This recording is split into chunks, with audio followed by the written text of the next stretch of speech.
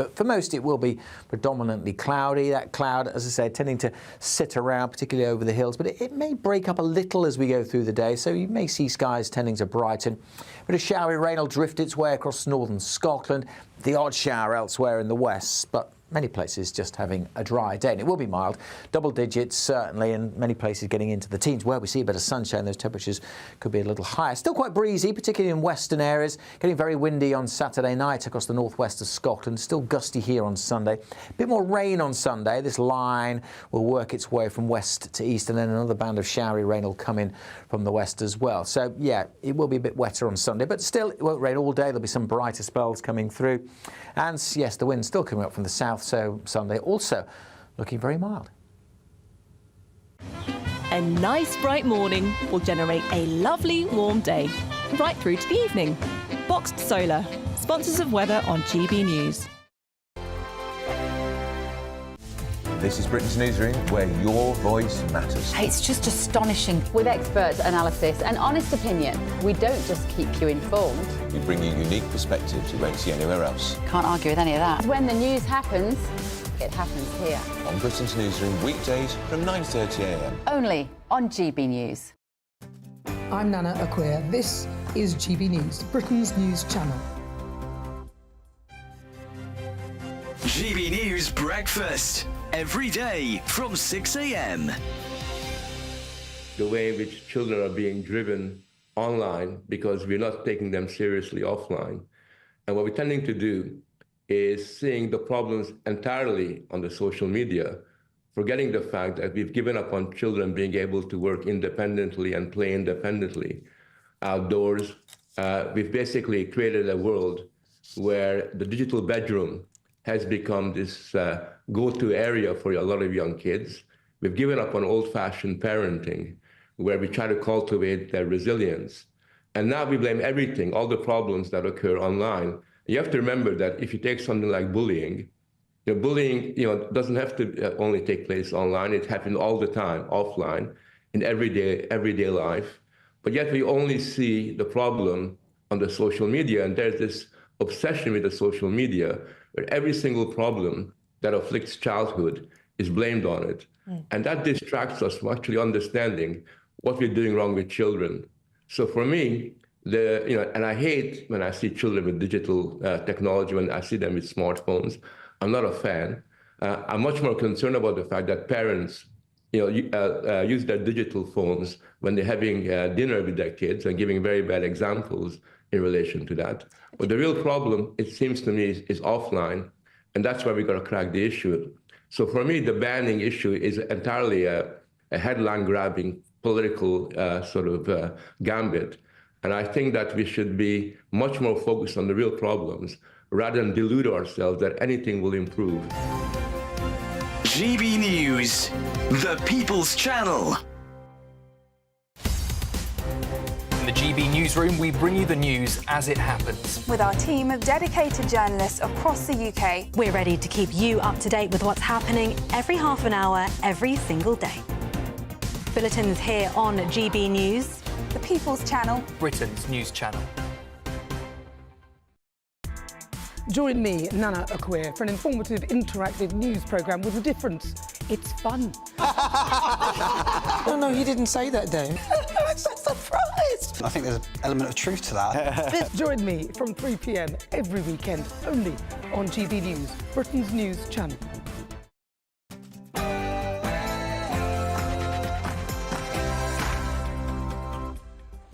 Good evening, it's 6 p.m. I'm Miriam Cates. Coming up on Dewbs & Co tonight. It's been an historic day in Parliament as MPs have voted to legalise medically assisted suicide.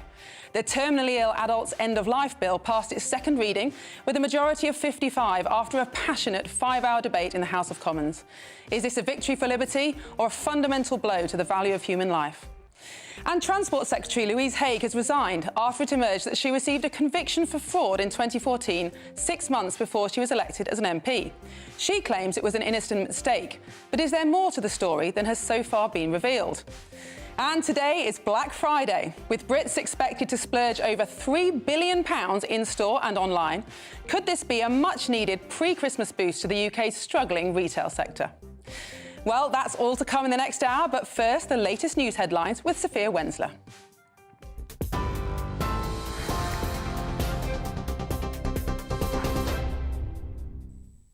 Miriam, thank you. Good evening. These are your headlines at 6 o'clock. Opponents of assisted dying are vowing to fight on after Kim Ledbetter's bill passed its first Commons hurdle today. The vote, which followed 4.5 hours of debate, saw 330 MPs in favour, with 275 opposed. The ayes to the right, 330. The noes to the left, 275. The ayes have it, and look! Details show the Prime Minister, Sir Keir Starmer, was among those who voted in favour of the bill. Legislation would allow terminally ill adults to end their lives with the approval of 2 doctors and a High Court judge.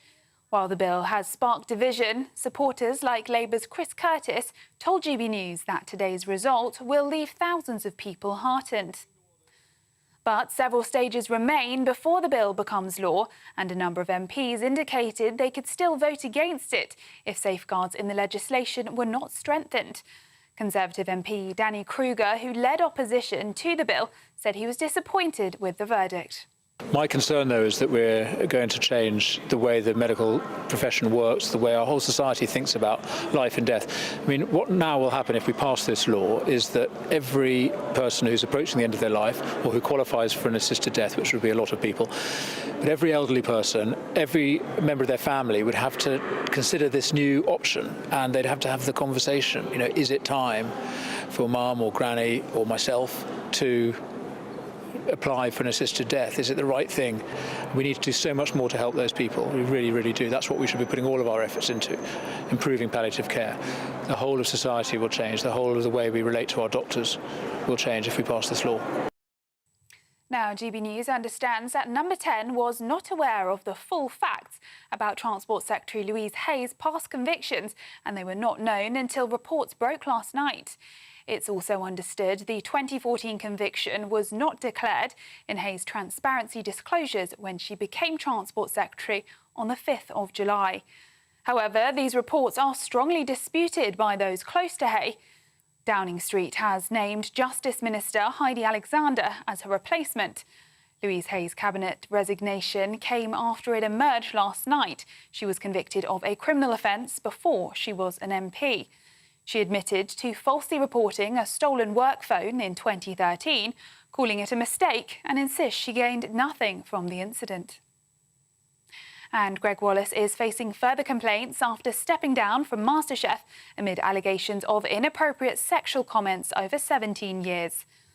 Last night, the TV presenter thanked fans for their support after 13 people, including broadcaster Kirsty Walk, made claims accusing him of using sexualised language on MasterChef in 2011. He has now also been accused of making lesbian jokes and highly inappropriate comments by other people who claim to have worked with him. Production company Benije UK says it's launching an external review, with Wallace fully cooperating during the investigation. His lawyers insist the claims are entirely false. Those are the latest GB News headlines. Now it's back to Miriam. For the very latest GB News direct to your smartphone, sign up to News Alerts by scanning the QR code or go to gbnews.com/alerts.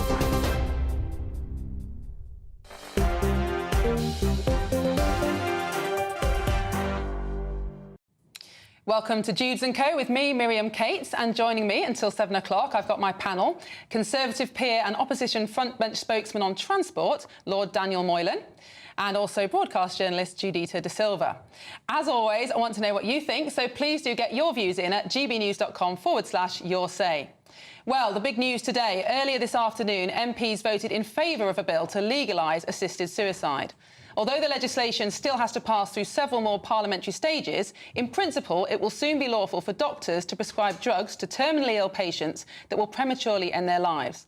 Supporters of the bill claim that this will mean an end to the unbearable suffering that many dying people endure. But opponents fear that vulnerable people will be coerced into suicide and that the law will inevitably be expanded, as it has in other countries, to include people with eating disorders, mental health conditions and even children. So let's have a listen to the bill's sponsoring MP, Kim Ledbetter. Is failing people. And where that is the case, we have a duty to do what is right to fix it. And let's be clear, we are not talking about a choice between life or death. We are talking about giving dying people a choice of how to die. In those situations where pain simply cannot be managed, the result is deaths which are so horrific that the person themselves can spend hours and in some cases days in unimaginable pain as they die. And for their loved ones, no matter how many joyful and happy memories they have, they also have the trauma which comes from watching someone you love die in unbearable agony and fear. If this bill were to become law, it contains the most robust and strongest set of safeguards and protections in the world. And I struggle to see how it is fair or just to deny anyone the autonomy, dignity and personal choice that we might want to take control of our final weeks. And the right to choose does not take away the right not to choose. Well, that was Kim Leadbeater, who has brought this private member's bill. And Judita, I think you support this in principle, but there are lots of MPs who say they do support the principle of choice to die at the end of life, but didn't back this bill because they didn't believe the safeguards were adequate. What do you say to that? I disagree with that because I think it has made strides to mitigate any potential disasters that people have presented thus far. You have to be 18 or over. You have to have your mental state verified by two doctors. You go through 2 sessions of actually getting a sign-off on your request. And you have to have a prognosis where you will die anyway within 6 months. So you're in a circumstance where you know what the future holds for you, which is not pleasant. And at a point where you still have the capacity to say, let me go while I'm still myself. Let me have a goodbye with my family that is dignified. You should be granted that, because I don't understand why the government and other people with platforms or stakeholders say that they would rather lend more credence and more consideration to what might happen as opposed to the what ifs, instead of focusing on what is, because somebody, somewhere, somehow might misuse the law. But unfortunately, it's not hypothetical, because we know that in other countries where this has been law for some time, there's very strong evidence, in Canada, for example, that people are coerced into this, that people are choosing assisted suicide because they can't afford care costs. What makes you think that this bill, which isn't actually as strong as Leadbeater has said, for example, doctors can suggest to patients under this bill that they might want to kill themselves, they can't do that in Australia, for example, what makes you think that it won't be abused? I think if a doctor suggested that, they would be called into question. No, they're allowed to under the bill. But I think that's a point that I think should be negotiated, because if a doctor leans in and says, do this, that is a questionable choice to give a patient. The patient has to propose it themselves. But also at the same point, if we're going to get quite morbid, sadly, it is a choice. So at any given point in life, there is whole stimuli that are filled with a plethora of pressures that come with life. You govern your choices according to those pressures. If at the end of life, it could be any kind of pressure that you've mentioned, from family, from work, from status, and you feel the choice for you is to end things that way, that is your choice. Whether you might think it's sad, immoral, questionable, that is the individual's agency and autonomy and right to choose. Daniel, does the state have the right to refuse people that choice? Well, I think, first of all, Judith has got it completely wrong. She illustrates immediately that the bill that has been voted for on this calamitous day is not the bill she's describing. Immediately, you put a point to her that is in the bill, which is that a doctor can propose it, and she says, oh, that's not the bill I'm supporting a different bill. But there isn't a different bill. I am supporting this is the bill, bill. I'm saying that this is the bill. No, Judith, I didn't interrupt you. I didn't interrupt you, Judith. This is what the bill says. And the moment, people say, oh, well, I like the principle, and there are lots of protections, and when you point out the protections aren't actually there, they say, well, I'm still going to vote for it because, well, I don't know why. Why are you still voting for it if those protections are important to you? Because everything about this is to do with detail. There's also a matter of principle involved. This is not about the autonomy of taking your own life. Suicide is not illegal in this country and has not been since the 1960s. This is about involving the state and involving our NHS in terminating your life deliberately. And it changes radically the relationship that exists between between individuals and the NHS and the state. It is a state-sponsored suicide service that is now being offered. It will deter a lot of elderly and vulnerable people, and my father was an example some years ago. He's dead now. But when the Liverpool Pathway story broke, there is a deterrent effect on people who feel that if they go, they're going to be under some sort of pressure, that this is an option that's on the table in front of them. Here are 3 possible treatments, and, of course, you could always end your own life. And there is also the entire issue of family pressure. How do you demonstrate, how do you show that somebody has not been subject to family pressure and coercion? They turn up at the doctor and the doctor says, "Have you been subject to family pressure and coercion?" "No, sir," they say. And then what do you do behind that? How do you demonstrate any of that? The loopholes in the bill are enormous, and on top of that, we know that it will grow. It will grow partly through changes in the law, partly through changes in practice, and partly through judge-led interventions when human rights provisions are applied to it, and the judges say this is too restrictive an interpretation, and the doctor should have behaved this way in this particular case, and then that becomes a new law for the future that affects all doctors. We see it happening in every aspect of life. Judith, this is one of the strongest arguments that's been used by the against side, is that this is a slippery slope, and however well put together the safeguards are in this bill, looking around the world, it is inevitable that the number of people and the type of people eligible will be expanded. Do you agree with that? Do you think that is going to happen? I think that if you're opening up options to people, they have a right to explore them, because I don't agree with this whole point that because you might be in this situation, it isn't right for you to make a decision as a result of that. That's life. And the whole idea of when people speak against it, talking about improving palliative care, I have witnessed it firsthand. The level of palliative care that the kinds of people that need this intervention for, you're going to be on medication that puts you out of your mind. And still, there are people who will be in pain that it doesn't catch. I don't think that's necessarily true. I mean, there is strong evidence that not everybody, but the vast majority of people can have their pain very well controlled and not be completely comatose.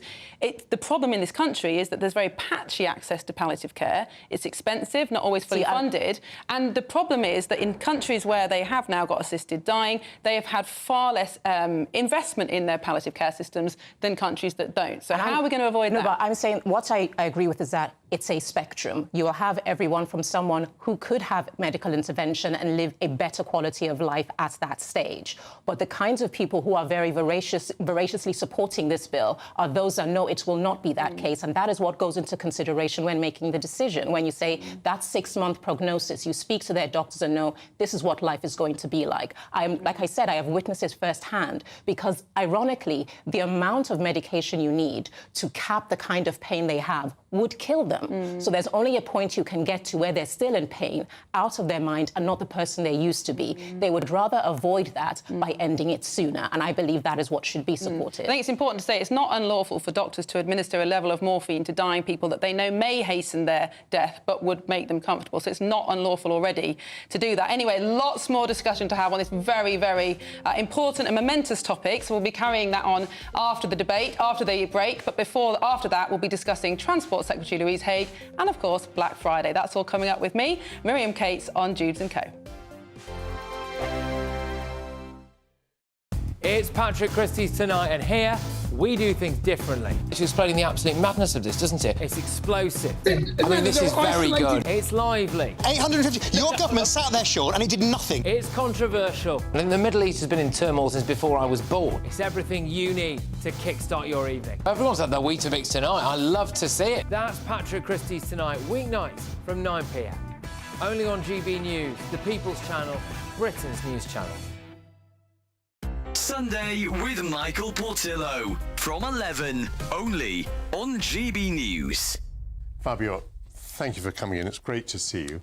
Nice to meet you. So you were born near Rome? Yeah, in a very small town. It's called Serrone, about an hour south of Rome, on the hillside. Was it a place of excellent cuisine? It is, indeed. A place of excellent cuisine and red wines. In fact, it's the only DOCG red wine of the region, Most of your career, I mean, this may seem self-evident, you've cooked Italian. I'm thinking that's quite a challenge to cook Italian in Malaysia, to cook Italian in Bermuda or Turkey. Was that a challenge? It was, yeah, but I like challenges, so that's one of the reasons why I started to travel, because of my job. For example, in Malaysia, I've been sent there to twist a grill restaurant into an Italian restaurant inside a 5-star hotel. And I was doing the chef training for the local chefs. And then I build the menus, I train the chefs, and then I eventually go back. In Italian food, is there lots of innovation? I would say in the past 10 years, yes. It used to be a very traditional cuisine, but in the past 10, 15 years, Italian chefs, they are a bit more open-minded, I would say. Give us some examples of your innovation. Well, hide and seek is very well around the innovation. In that bar is a bar and kitchen where we have a shared plate concept, where we try to take our guests in a culinary journey, starting from a classic dish and then reinventing to a modern twist. Usually I like to twist the style of cuisine between different countries, different continents. GB News, the People's Channel. Why go out on a Friday night when Friday night comes straight to your home? Talking about? Join me and my A-team of top pundits. Chemistry tonight is electric. As we tackle the big stories of the day with wit, insight and fearless energy. Man of the people. It's all vibe. Just a filing cabinet on wheels with a tie on. So, order in Friday Night Live with me, Mark Dolan, every Friday at 8, only on GB News, the People's Channel, Britain's news channel.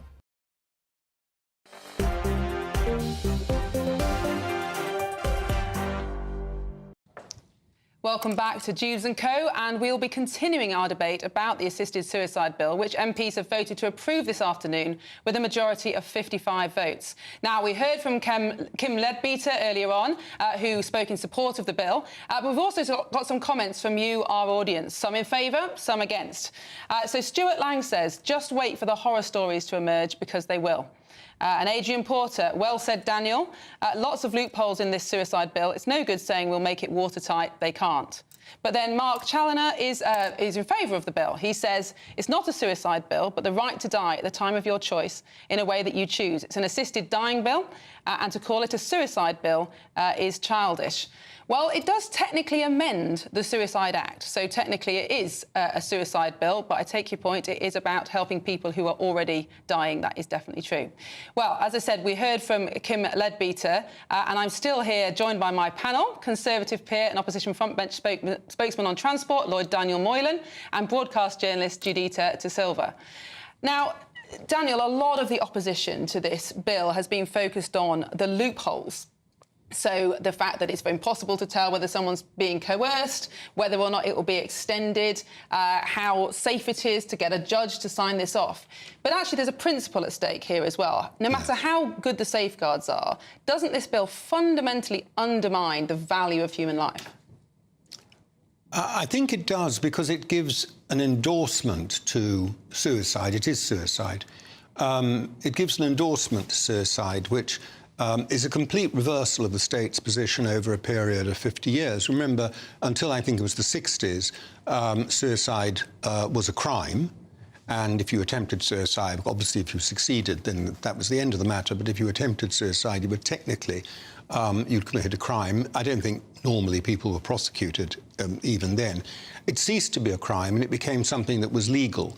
Now you've got this complete reversal where the state is actually going to provide, I will call it, it is a suicide service provided by the state, so that if you want to commit suicide, in certain circumstances, admittedly, if you want to commit suicide in certain circumstances, the state will actually provide the means for doing it. And that is a complete reversal. But it changes our relationship with the state and with the government.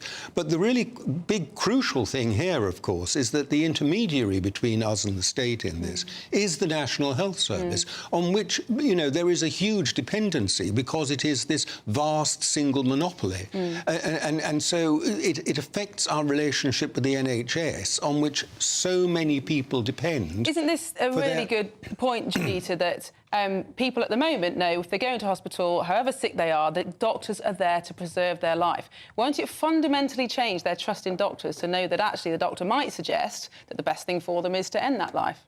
No, I think because when you think about the discussions against this bill, there's always the thing that pops up about palliative care. Palliative care, part of it encompasses the understanding and accommodation of quality of life. And if you look at what you're dealing with individuals, the whole idea about being governed according to your choices is not acceptable, because if you can get in your soapbox and talk about freedom of speech, there should also be freedom of choice. Whatever the circumstances you are under, when you make that choice, it is your choice. Sorry. And under the advisement of your medical team, because remember, these are very unique medical circumstances that would put you in a position to be even making this kind of consideration. Well, let's turn now to a clip from Danny Kruger, who's one of the MPs who most passionately spoke against this bill. And indeed, it's a speech that's already been called one of the best in our recent parliamentary history. Let's hear what Danny Kruger had to say. If I voted for this bill, I would have on my conscience many more people whose voices we cannot hear. The people who would be vulnerable in consequence of the huge changes that this bill would induce in our society and in the NHS. All you need to do to qualify for an assisted death, for the definition of terminal illness under this bill, is to refuse treatment, like insulin if you're diabetic. And I think particularly of disabled people, Mr. Speaker, many of whom require constant treatment to stay alive, all immediately and by definition eligible under the terms of this bill for a state-sponsored death. If you feel worthless or a burden to others, or if the NHS won't offer you the treatment you need, or if the local authority won't make the adjustment to your home that you need, or if you have to wait too long for a hospital appointment, if you want to die because you think the system has failed you, that's absolutely fine.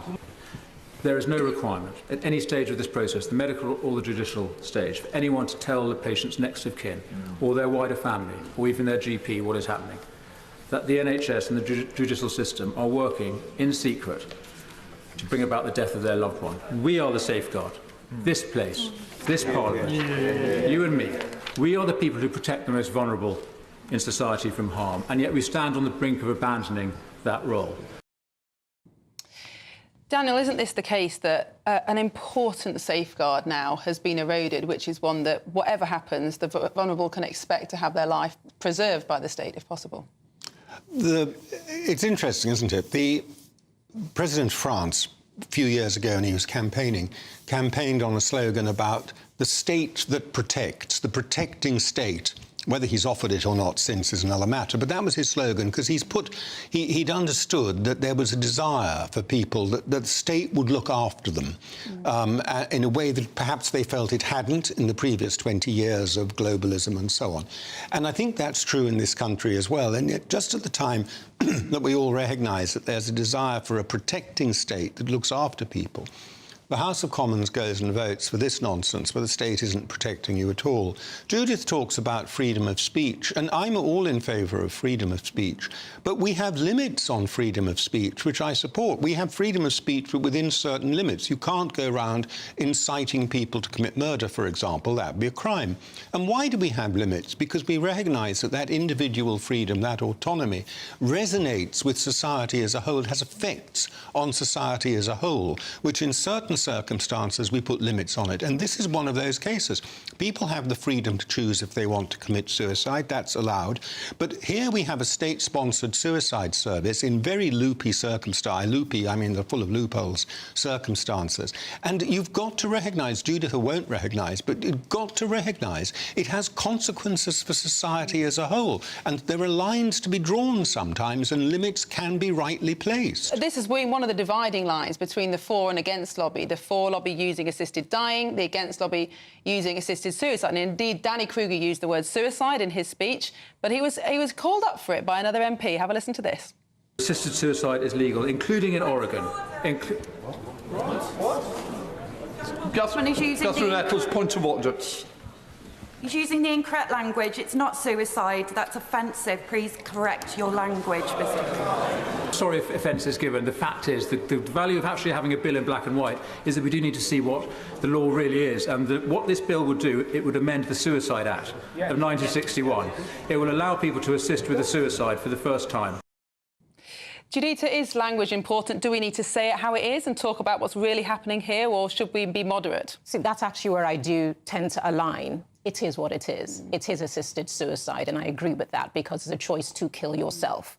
But then what the designs of the actual bill are, it isn't the suicide by the convention we'll normally think about it, but it is killing yourself. But another point that kind of frustrates me a lot is that a lot of the people negotiating the what-ifs or pontificating about it have no lived experience or direct contact with the kinds of people who really need this bill to pass. And this is only the first hurdle. I do agree that it should have language in it that says, if you have not exhausted every medical avenue to make your situation better, you obviously would then not qualify to have the medical capacity to make this choice, because if you're jeopardizing yourself in one point, you cannot then say you have qualified the desperation you have over here. But one of the weaknesses of the bill is that it's notoriously difficult for even very experienced doctors to say for certain how long someone's got left to live. And of course, there have been plenty of tragic stories of people who wish they'd had this ability, but there have been plenty of others of people who've received terminal diagnosis and said, I would have taken this opportunity, but actually I've lived another 4 years and had a great time with my family. So it's very difficult to know, but then the having the anomalies govern what the general mass isn't fair, because indeed there'll be miracles, there'll be acts of God. Those do exist, but who you're trying to cater for and who you're trying to answer for here are the people who are saying that they have exhausted all of the medical options. They know what is coming, according to the medical team who has treated them thus far. This is their future spelled out, and they don't want to have to live through it. But what did Judith mean when she said this is only the first step? No, you said... You said a moment ago this is only the first stage of the bill. It still needs to go through several opportunities to amend it. But well, there are very few opportunities to amend it. Well, there will be committee stage, and it will come to your house. But we talk about the anomalies here and the fact that there will always be edge cases. But actually, the language used in the bill is just that you can reasonably expect that it's reasonably possible for somebody to die within 6 months. And I think those kind of diagnoses are under 50% accurate. So are you concerned that people will be allowed to take their own lives when actually they could potentially have a lot longer left to live? Well, I think I'm taking that for granted. I mean, we know that I'm not a medical person, but I understand that prognoses can be highly unreliable. They're based on medians, which are, sets of statistics. If a doctor says you've got a year left to live, what he's saying is that in other similar cases, half the people who've got your condition will be dead within a year, and the other half will live longer than a year. That's how the median, the average, is arrived at. And you don't know whether you're going to be one who dies in the next few months, within a year exactly, or sometime afterwards. And these prognoses are highly variable, and you need to look at the data underneath anyway. Well, I think, unfortunately, we're going to have to leave it there, but there's plenty more debate left to come on this, I'm sure, over the coming months in this channel and in Parliament. Could this be a dark day for Britain? Will we live to regret it? Well, let's see. Coming up next, Transport Secretary Louise Hay, should she have been given a second chance after her criminal conviction was revealed? And could Black Friday help save British businesses? That's all still to come on Dewbs & Co. with me, Miriam Cates, only on GB News. Evening. Yes, it's time for your latest weather update from the Met Office here on GB News. The weekend is upon us, and it's going to be much milder than it has been for the past few days. Not a lot of sunshine around. Most places, certainly tomorrow, will be dry. Low pressure sitting to the west, high pressure sitting to the east.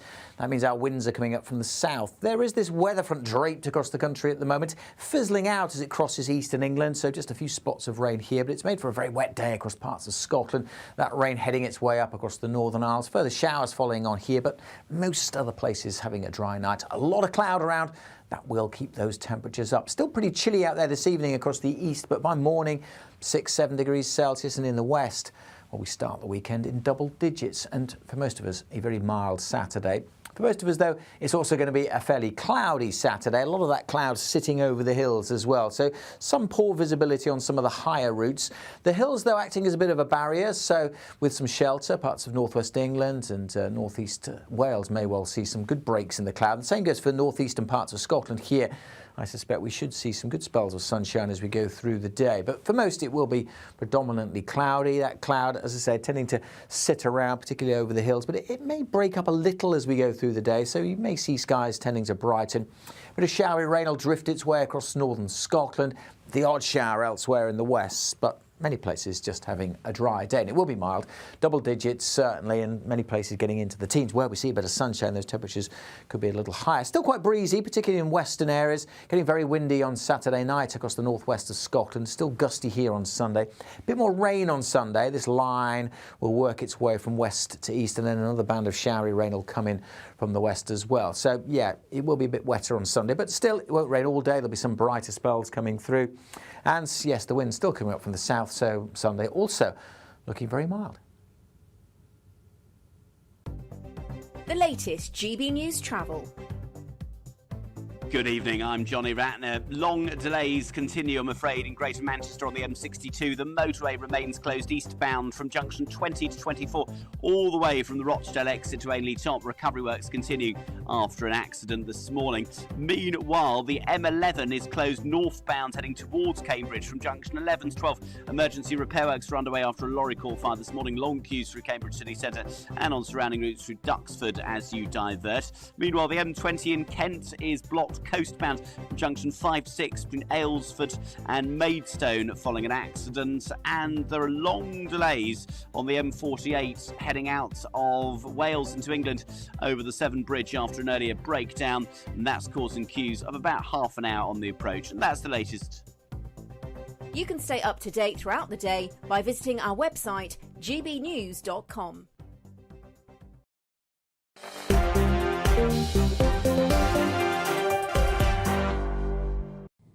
Welcome back to Dewbs & Co with me, Miriam Cates, and keeping me company until 7 o'clock. I've got Conservative peer and opposition front bench spokesman on transport, Lord Daniel Moyland, and broadcast journalist Judita De Silva. Well, MP Heidi Alexander has been appointed as the new Transport Secretary after Louise Haigh stepped down this morning. The MP for Swindon South had been serving as a Justice Minister until her promotion today, and she has previously worked as Sadiq Khan's Deputy Transport Mayor between 2018 and 2021. Well, Louise Haigh's cabinet resignation, which is Sir Keir Starmer's first since his election victory in July, came after it emerged last night that she had been convicted of a criminal offence before she was an MP. She's admitted to falsely reporting a stolen work phone in 2013, but says it was a mistake and insists she gained nothing from the incident. Now, Keir Starmer, in a letter, thanked her for her service, saying that she still has a huge contribution to make. So, should the Prime Minister have shown more diligence before appointing her to his cabinet? And should politicians be given a second chance after mistakes made before they were elected? Well, joining me, I've still got my panel, Daniel and Judita. Daniel, it's not entirely clear what's happened here. The contested fact seems to be whether or not Louise Haigh fully declared the facts of this incident to Sir Keir Starmer before he appointed her to the shadow cabinet in 2020. We're not yet clear about that. But in principle, should an MP with a previous conviction be allowed to serve in a cabinet? Yeah, I think so. I mean, it depends on the conviction. It's a judgment for the Prime Minister, whom he appoints to the Cabinet. He recommends, nominally to the King, he recommends who should be given those jobs. So it's his judgment who should be appointed. And if, knowing that they've had, and it's public, that they have a previous conviction, and he decides to go ahead, he bears that responsibility. He's accountable for that. And the question here is whether he did know about it. If he didn't know about it, and I believe Louise Haigh says that she did declare it. I don't know the answer between those two. But if he didn't know about it, he should have known about it, because this was a public trial. It was all there. It was 6 months before she was an MP. And there are, believe it or not, there are people at Number 10 in the Cabinet Office who do actually vet the appointments the Prime Minister wants to make before he makes them. He doesn't go in blind to this exercise. And it shows, if he really didn't know, it shows a complete failure in that vetting process. And somebody should be losing their job over this, not just Louise Haigh. Judita, I think most people would agree that people should have a second chance, especially if it's a mistake when they were young. But is Daniel right? Should this have been fully known about by Sir Keir Starmer? And if he did, would he still have appointed her? I think since it was only 6 months before she was elected, it is within the catchment area that you should have, if you did thorough vetting, you would have found out. But then again, it's down to that question of full disclosure. Who knew what and how much did she disclose? If Keir Starmer did know about it, being a lawyer himself, when you actually look at the merits of the transgression itself, it's so negligible that it's something that is forgivable and she could proceed. But I think what has happened is that based on the environments that the Labour Party have found themselves in, having this compound everything else that's going on that just drowns them in negative press, I understand her falling on her sword, because in a different circumstance, this is something where you would stay in office and defend yourself. Is that right? I don't think she was given any choice. Starmer's shown himself to be pretty ruthless in dealing with people who... he doesn't stick up for people. I mean, Boris, other previous prime ministers have sometimes stuck up for people to the point where they've suffered damage themselves, and they believe that's their job. Starmer is not one of those people. If you cross Starmer's path or you look like being slightly embarrassing, you're dropped like a stone. He's totally ruthless about it, and I don't think she was given any choice. On the appointment itself, may I talk about the... Because I've been doing this transport role for the last few weeks, and so I've been keeping an eye on Louise Haigh. I mean, I've been watching her. My view simply was she wasn't up to the job. I don't know her as a person at all. She might be a very nice person, but she wasn't up to the job. And her dealing with ASLEF, the very first thing she did was come into power, walk into a negotiating room with ASLEF and give them everything they wanted. I mean, they must have seen her coming. They were laughing all the way to the bank. And then gave them all the 15% pay rise, just like that, you know, on first encounter. I don't think she was up to it. The appointment, I've known Heidi Alexander for nearly 20 years. She is certainly, in my view, much more capable. I think the real challenge is this. Because she's worked in transport in the past, she will understand that the Labour manifesto and pledges are basically undeliverable. What they want to do with buses and what they want to do with trains are going to depend on a large infusion of public money that simply isn't there. I know they've had $1 billion for buses recently, but that only takes them so far. What they're promising to do, what they want to achieve, is unaffordable. And she's going to have to face that fully and squarely, I think, and really she'll understand that from day one. How she's going to handle that and not being able to deliver the Labour manifesto, I think, is going to be really interesting. Speaking of Louise Haigh's attitude to Boris Johnson, I think you referred to a few minutes ago, we do have a very interesting clip of her attitude to law-breaking when the shoe was on the other foot, shall we say. Oh. Completely at a loss to understand how he can possibly pretend that he hasn't. His pathetic non-apology in the House of Commons today was a total slap in the face to the British public, and the only question he should now answer is when he will resign. Judita, do you think that the fact that the Labour Party spent the last 4 years really highlighting every error that Conservative politicians made, you know, sometimes with good reason, do you think that's a factor that has made it even more difficult for her to stay on? No, I don't think so, because it's a false equivalent when you look at, should they be believed, looked at the merits of what her transgression was and the litany of transgressions that Boris Johnson indulged in. It's night and day. There's a cake. There was a cake. Let's be serious. There was one of his. There was a cake. That was one of his. Yeah. We could then go. So litany. We could then go into him and his cabal of friends. It was the cake. It was the cake.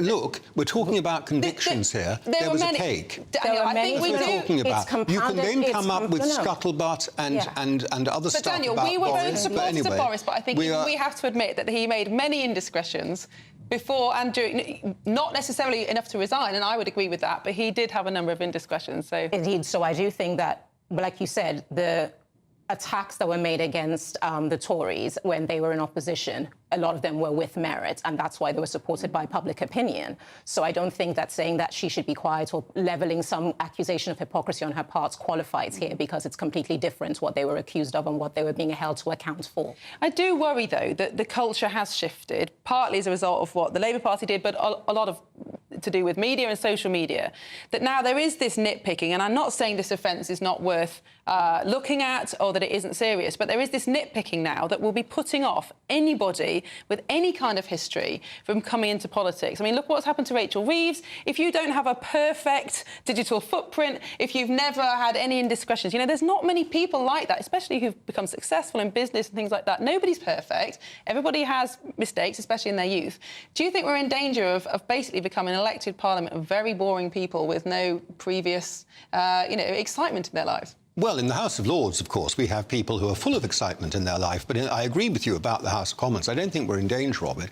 I think it's happened already. I think the House of Commons is full of people who have very little experience of life outside politics and who have been carefully guarding themselves from their days involved in student politics. You know, at every point they've been thinking, should I send that tweet? No, delete it. And they've been thinking about how it's going to affect their career. So they've tried to be as clean as possible as far as their digital footprint is concerned and other matters. And they have had actually rather boring lives, and now they're deciding we can have a state-sponsored suicide service on the basis of a rather boring life. And probably, well, I won't say any more. Yeah, OK. What's next for Louise Haigh, then? Do you think there's a door open for her to make a comeback, or is it life on the backbenches? No, I think there is a door for her to make a comeback. It's just going to... Time heals all wounds, and based on the environment of politics, memories are pretty short. So she definitely... And she's young. So based on the kind of popularity she has, based on what she represents as a young woman in politics in Britain, she can definitely make a comeback. I don't think there's any chance of that. She's we're going to have she's to not leave a it big there. beast. I'm so sorry, Daniel, but it is a very good point. She, I think, was one of the youngest female cabinet ministers ever, I think. So, yes, anyway, more on that, I'm sure, another day. Coming up, as millions of shoppers hit the high street in a Black Friday frenzy, could the landmark shopping event help save British businesses? This is Dewbs & Co. with me, Miriam Cates, only on GB News.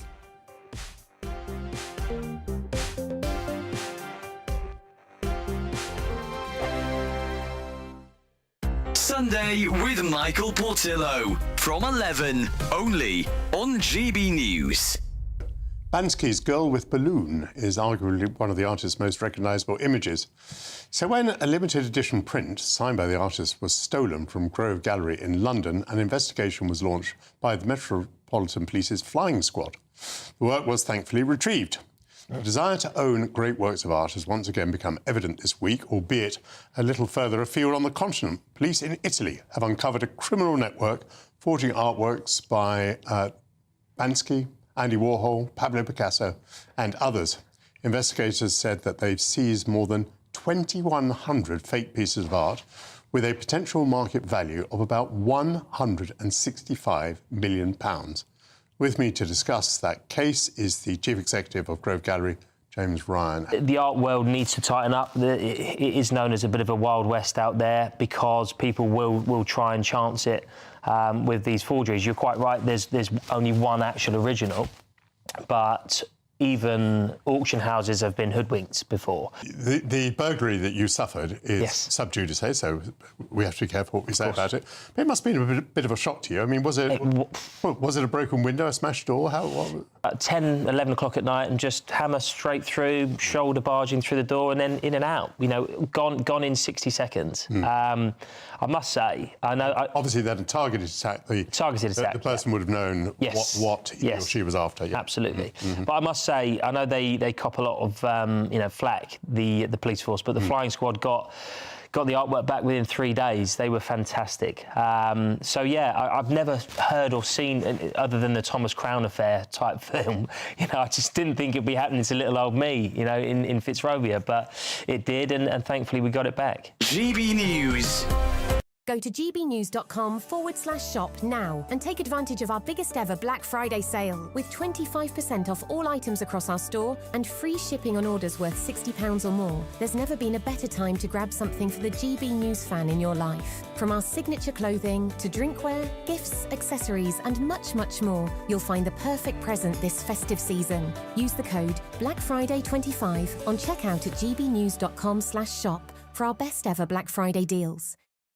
Good Afternoon Britain isn't just about us. The wonderful thing about this programme is it's about everyone watching. It's an interactive programme. Well, there absolutely is something to see here, and we're going to be talking about it more. Whether it's breaking royal news, Will, please bring us up to date. Or indeed a particularly punchy speech in the House of Commons. Very, very curious. We bring it to you live, and then we bring you live reaction as well. That's Good Afternoon Britain, weekdays from midday. Only on GB News, the People's Channel, Britain's news channel.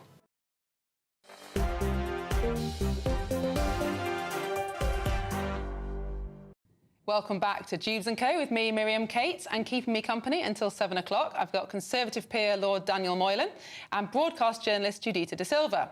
Well, it's Black Friday and UK retailers are hoping that this will throw them a financial lifeline after Storm Bert hammered sales this month. Footfall on British high streets fell 5% last week, with shopping centres and retail parks also suffering, especially in northern regions like Yorkshire, as well as Wales and Scotland, which of course have been particularly badly hit by those storms. While experts warn that falling consumer confidence and post-budget nerves are keeping shoppers cautious. Meanwhile, Amazon, the online retailer, is facing its own commercial challenge. Thousands of workers across the globe are protesting today, demanding better conditions and tougher action on climate change. Well, retailers are now hoping that festive sales will turn around in a few weeks remaining of 2024 and hopefully bring them some good news before Christmas. So will Black Friday save Britain's businesses? Well, turning again to my panel, Daniel Moylan and broadcast journalist Judita De Silva. Black Friday, I mean, you know, it's incredibly commercial, but actually in the current climate, is this a good opportunity for shops to try and get some sales under their belts? I think based on previous years, like when it first became a phenomenon, the kind of sales they saw, that's why it just became a trend. And it was like, it's now kind of tradition. But I think based on the coalition of problems where people are kind of worried about what they should spend on and how far their money will stretch and what the ramifications of the budget will be. So the outlook is so different for the individual. They're forced to be more conservative. And also when you think about disposable money, it's not really a conversation everyday people are having now, particularly in this environment. So it's come at the wrong time in people's lives. But there are certain sectors, like for instance, guys and girls who love games that are going to do well. Call of Duty, a new Call of Duty, World of Warcraft has come out. They're going to take advantage of it being less expensive because that's a very high value sector of retail. Daniel, I don't remember Black Friday more than about 5 or 6 years ago. It's quite a new invention. It's a sort of scam, an American scam, isn't it, really? The truth is that traditionally, retail sales in this country are concentrated in the Christmas period, and something like more than a quarter percent of all sales are in that period. So the shops are relatively empty most of the year, and so what they're trying to do, what they've constantly tried to do, is spread that out by inventing things, usually brought over from America. So they've invented Black Friday in the last few years. That's the latest one. They invented Father's Day, which never really existed, as a way of trying to sell things. That's another American sales invention. Even, I know this is not a particularly a retail thing, but Halloween, which we never used to celebrate, they banned Guy Fawkes. You can't have Guy Fawkes anymore with bonfires, and you know, that was what we used to do. Now we do Halloween instead, and it's this American stuff coming in. So it really is sort of scam. There's a real question about whether the prices really are as genuinely discounted across the year as in fact they are. But what worries me slightly is it puts a lot of pressure on people, and we're all suffering. We're all of us feel a financial pinch as a result of inflation, but some more than others. It sort of puts pressure on people to go out and spend money that they may not, given their autonomous choices, they may have decided not to go and get that. But there'd be pressure from the family and the kids and whatever to go out and get something because it looks cheap at the moment. Judita, there is a genuine concern for retailers themselves, though, isn't there? Because obviously the news in the budget about increases to national insurance and particularly lowering of the threshold, so plenty of low-wage workers, part-time shop workers, for example, are now being caught by this. You know, retailers say they're under pressure. Do you think that that's true, or are they just facing a profit cut? No, I think it is true because based on the landscape now, they're going to have to take on costs and losses that they kind of have to weigh against one another. And then who's going to end up facing the brunt of that? It's going to be their employees and then the customer who sees a hike in prices. So I do agree that it is a scam to a point where how much did the item cost originally? How much are they saying it costs now that they have reduced? Because they've all got to figure out a way to recoup losses that they are going to be having for the foreseeable future. But then also because Black Friday is later than it used to be, it's so close to Christmas, they're now going to be packaging it as get your Christmas presents now at this lower price, because then the price hike will come when the Christmas rush happens. So you've kind of cornered the customer into a psychological battle with, should I gamble on spending now or should I not spend at all and have a family that's disappointed? The other change... Or wait till Boxing Day and go to the sales. Yeah. I mean, the whole thing is... how real these sales are you'll get your now. presents tomorrow. But another change that you might blame on America, probably probably rightly so, is that a lot of things are bought now on credit. And I was having this conversation with my mother-in-law actually a couple of weeks ago about, she was saying that when she was a child and a young adult, nobody bought anything on credit. You had the money and you bought something, or you didn't have it. Yeah. That actually now we've got this astonishing consumer debt. I think household debt's 80% of GDP or something like that. And actually a lot of people are getting into financial trouble now and having to use food banks and things like that because they've got so many things on credit that actually their money's not stretching further. Do you think it's irresponsible, the kind of things that shops are... I think it's very irresponsible, and the fact that now there's actually promotional campaigns around things like Klarna, where pay in 3 or buy now, pay later. So then by the time you actually get to a point where you've got to pony up the cash, who knows what financial situation you will be in. So it is very irresponsible because you should force people to, like they say, cut your clothes according to your size and then live with it, as opposed to making plans you may not be able to pay for when it comes to the time to do so. Unfortunately, previous governments, including the Conservative one, have not adopted that same principle, have they, on debt? No, and just to take it away, I mean, I don't disagree with Judith, but to change the subject slightly and think about what effect this has on the economy, is that the government is loaded up with debt. But the household sector is also loaded up with debt. So when the government says we want investment, you know, to build our wind farms, or whether you think that's a good investment or not is another question, but we want investment, all they can do is turn to foreigners and say, will you lend us the money or will you invest in this, because we've run out of money as a country. This is not a sustainable position, and household debt has its part to play in this. So a government that is insouciant about household debt and thinks it doesn't matter and just leave is making a big mistake. It's as important as the debt that the government is running. Well, this is the really important point, isn't it? And actually, I think the Bank of England have come out today and started warning about the level of national debt. I mean, you could argue that they are more than in part responsible for it, but this is the big problem that Labour are going to have to tackle. They're a socialist government, they don't want austerity, but on the other hand, we're spending £100 billion of taxpayers' money on just debt interest every year. It's it's kind of a whirlpool of problems because the retailers have to create a sustainable business model. The consumer is under pressure, but then they depend on the consumer to actually sustain their businesses. But then at the same time, all that debt that is generated is because people don't have what they need to live the way that they would want to live, or even live at a capacity that is decent enough. So then where do you get the infusion of cash? And that's when you get the budgets, where everyone has to hurt a little bit to contribute to the solution. But nobody wants to do that. So if the money shouldn't come from you, but the money needs to be generated, to the solution. It's a catch-22 because the money is needed. It has to come from somewhere, but where is it going to come from? But it's not so that's why you have to rely on foreign direct investment and things like that. But that's the thing about this government, is they're assuming that the public sector should have all the money it needs and nobody else needs any money. So this is a public sector government. This is a government for the public sector. And that's why the taxes have gone up. Is it 40 billion as a result of this budget? But wouldn't you say but with no conditions placed on the public sector, so no conditions placed on ASLEF about reform and improvement of working practices. So far we've heard about no conditions placed on the NHS or targets for releasing this money. They're just going to get the money, it appears. No conditions placed on the junior doctors who were paid off.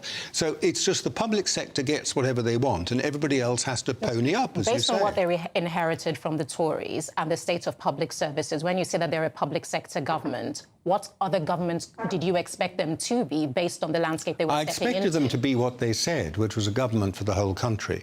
I expected them not. I expected them not. I expected them not to start out by, in their very first week, I think it was, making an attack on pensioners, which they'd never flagged up in their manifesto. I'd expected them not to be a government which ratted on the farmers and started introducing inheritance tax on family farms. Whether it's a good thing or a bad, it's a question of, do you believe... I actually thought, to be fair, I shouldn't say this. I actually thought this would be a traditional Labour Party government, and I remember Callaghan, and not just Blair, but I remember Callaghan and these were moderate, middle-of-the-road type people on the whole. And what you've got is a government that's entirely in the pocket of the public sector. Dan, I'm going to have to let Judy to have one last word very quickly. They are responsive to what they inherited. So when you say about they're not the way the old Labour used to be, old Labour was inheriting a different landscape. They are a response to what the Tories handed over to them. Yet again, we're back to the black hole and we started on Black Friday. Well, thank you so much for joining me on Dewbs & Co. Have a good evening. And coming up tonight is Lee Anderson's Real World. We'll see you soon.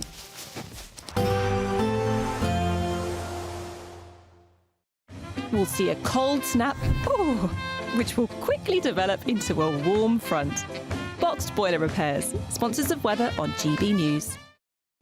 Evening. Yes, it's time for your latest weather update from the Met Office here on GB News. The weekend is upon us and it's going to be much milder than it has been for the past few days. Not a lot of sunshine around. Most places, certainly tomorrow, will be dry. Low pressure sitting to the west, high pressure sitting to the east. That means our winds are coming up from the south. There is this weather front draped across the country at the moment, fizzling out as it crosses eastern England, so just a few spots of rain here, but it's made for a very wet day across parts of Scotland. That rain heading its way up across the Northern Isles. Further showers following on here, but most other places having a dry night. A lot of cloud around. That will keep those temperatures up. Still pretty chilly out there this evening across the east, but by morning, 6-7 degrees Celsius, and in the west, well, we start the weekend in double digits, and for most of us, a very mild Saturday. For most of us, though, it's also going to be a fairly cloudy Saturday. A lot of that cloud sitting over the hills as well. So some poor visibility on some of the higher routes. The hills, though, acting as a bit of a barrier. So with some shelter, parts of northwest England and northeast Wales may well see some good breaks in the cloud. The same goes for northeastern parts of Scotland here. I suspect we should see some good spells of sunshine as we go through the day. But for most, it will be predominantly cloudy. That cloud, as I said, tending to sit around, particularly over the hills. But it may break up a little as we go through the day, so you may see skies tending to brighten. But a showery rain will drift its way across northern Scotland. The odd shower elsewhere in the west, but many places just having a dry day. And it will be mild, double digits certainly, and many places getting into the teens. Where we see a bit of sunshine, those temperatures could be a little higher. Still quite breezy, particularly in western areas. Getting very windy on Saturday night across the northwest of Scotland. Still gusty here on Sunday. A bit more rain on Sunday. This line will work its way from west to east, and then another band of showery rain will come in from the west as well. So yeah, it will be a bit wetter on Sunday, but still it won't rain all day. There'll be some brighter spells coming through. And yes, the wind's still coming up from the south, so Sunday also looking very mild. A nice bright morning will generate a lovely warm day, right through to the evening. Boxed Solar, sponsors of weather on GB News. The latest GB News travel. Good evening, I'm Johnny Ratner. Major problems in Lancashire for the M6. The motorway is blocked northbound at junction 28 at Leyland at the scene of an accident. And in Greater Manchester, the M62 remains closed eastbound from junction 20 to 24, the Rochdale exit, and the A627M all the way along to Ainley Top for recovery work after a lorry caught fire. And after a lorry caught fire in the early hours in Cambridgeshire, just south of Cambridge, the northbound carriageway of the M11 remains closed from junction 11 to 12 for emergency repair works, causing long delays.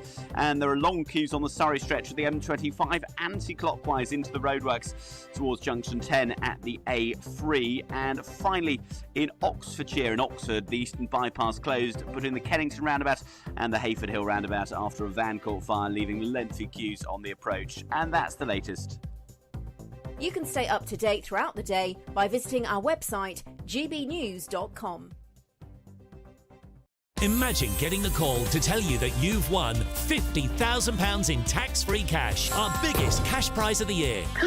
Oh my God. That's a big surprise. Oh my God. This is amazing. I'm in shock. That is absolutely fantastic. Thank you. For your chance to win £50,000 cash, text cash to 63232.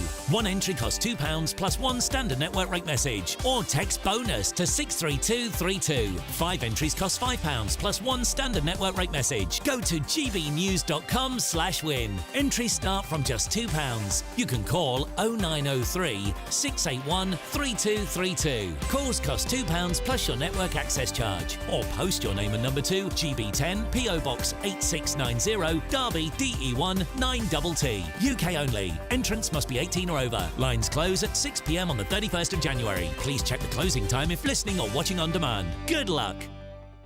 Go to gbnews.com/shop now and take advantage of our biggest ever Black Friday sale with 25% off all items across our store and free shipping on orders worth £60 or more. There's never been a better time to grab something for the GB News fan in your life. From our signature clothing to drinkware, gifts, accessories and much, much more, you'll find the perfect present this festive season. Use the code BlackFriday25 on checkout at gbnews.com/shop for our best ever Black Friday deals.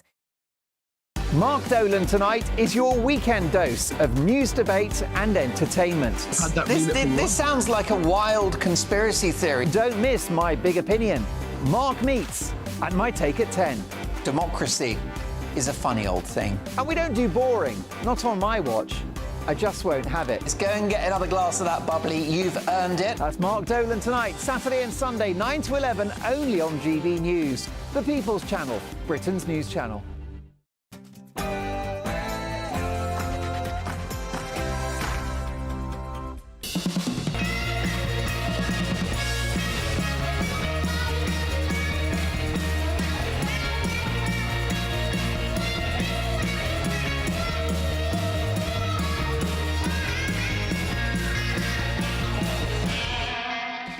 Welcome to Lee Anderson's Real World. Tonight on the show we've got trade unionist Andy Twelves. He's back on for about the 5th time. Also got the first time on the show political commentator Aman Bagel.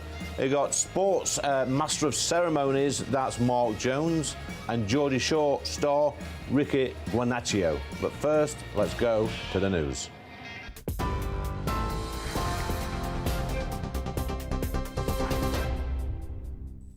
Good evening, I'm Sophia Wensler with your headlines on GB News. Opponents of assisted dying are vowing to fight on after Kim Ledbetter's bill passed its first Commons hurdle today. The vote, which followed 4.5 hours of debate, saw 330 MPs in favour, with 275 opposed. The ayes to the right, 330. The noes to the left, 275. The ayes have it, and look! Details show the Prime Minister, Sir Keir Starmer, was among those who voted in favour of the bill. Legislation would allow terminally ill adults to end their lives with the approval of 2 doctors and a High Court judge. While the bill has sparked division, several stages remain before the bill becomes law, and a number of MPs indicated they could still vote against it if safeguards in the legislation were not strengthened. GB News understands that Number 10 was not aware of the full facts about Transport Secretary Louise Hayes' past convictions, and they were not known until reports broke last night. It's also understood the 2014 conviction was not declared in Hayes' transparency disclosures when she became Transport Secretary on the 5th of July. However, these reports are strongly disputed by those close to Hay. Downing Street has named Justice Minister Heidi Alexander as her replacement. Louise Hayes' cabinet resignation came after it emerged last night she was convicted of a criminal offence before she was an MP. She admitted to falsely reporting a stolen work phone in 2013, calling it a mistake, and insists she gained nothing from the incident. And Ukraine will ask NATO for membership next week. That's according to a letter seen by Reuters news agency. The letter reflects Ukraine's renewed push to secure an invitation to join NATO, which is part of a victory plan outlined last month by President Volodymyr Zelensky to end the war triggered by Russia's 2022 invasion. Meanwhile, in another interview tonight, President Zelensky has suggested he's prepared to end the war in return for NATO membership, even if Russia doesn't immediately return seized land. Those are the latest GB News headlines. More in an hour. For the very latest GB News direct to your smartphone, sign up to news alerts by scanning the QR code or go to gbnews.com/alerts.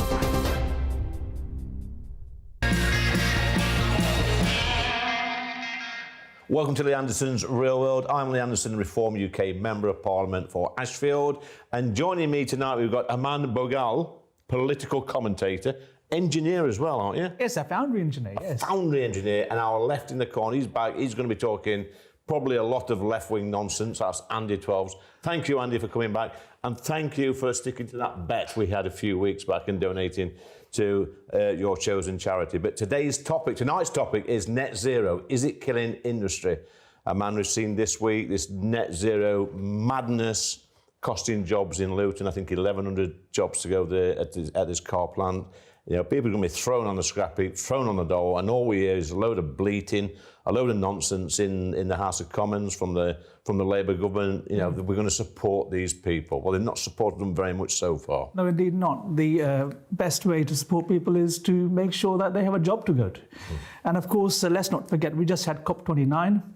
and $300 billion worth of what? Giving away from the Western world to people and places which have no other interest other than take our money. But let's be honest, we got the Secretary of State, called Ed Miliband, for what, energy and climate change, I think it is. It's more like net stupid, because... Net stupid, I'm writing that down, yeah. There you go. I mean, look, we've got the Global South, who are, half of them are laughing at us for being, led by idiots here, who are giving away our money for what? Yeah. For the highest cost of electricity anywhere in the world. That's not conducive to industry. The other half of laughing at us, well, quite bewildered as to, well, what actual policies has this government and the UK now got to not be following someone like President Trump and onshoring industry again. Yeah. I mean, I'm looking at our trade unionists, our left in the corner, man. He's looking bewildered, confused. He's got to think of something now to actually defend this. Andy, over to you. I mean, of course, I as a trade unionist, I agree with onshoring. You know, you can't have unionised jobs if you don't have jobs. But, you know, you talk about kind of, is it destroying industry?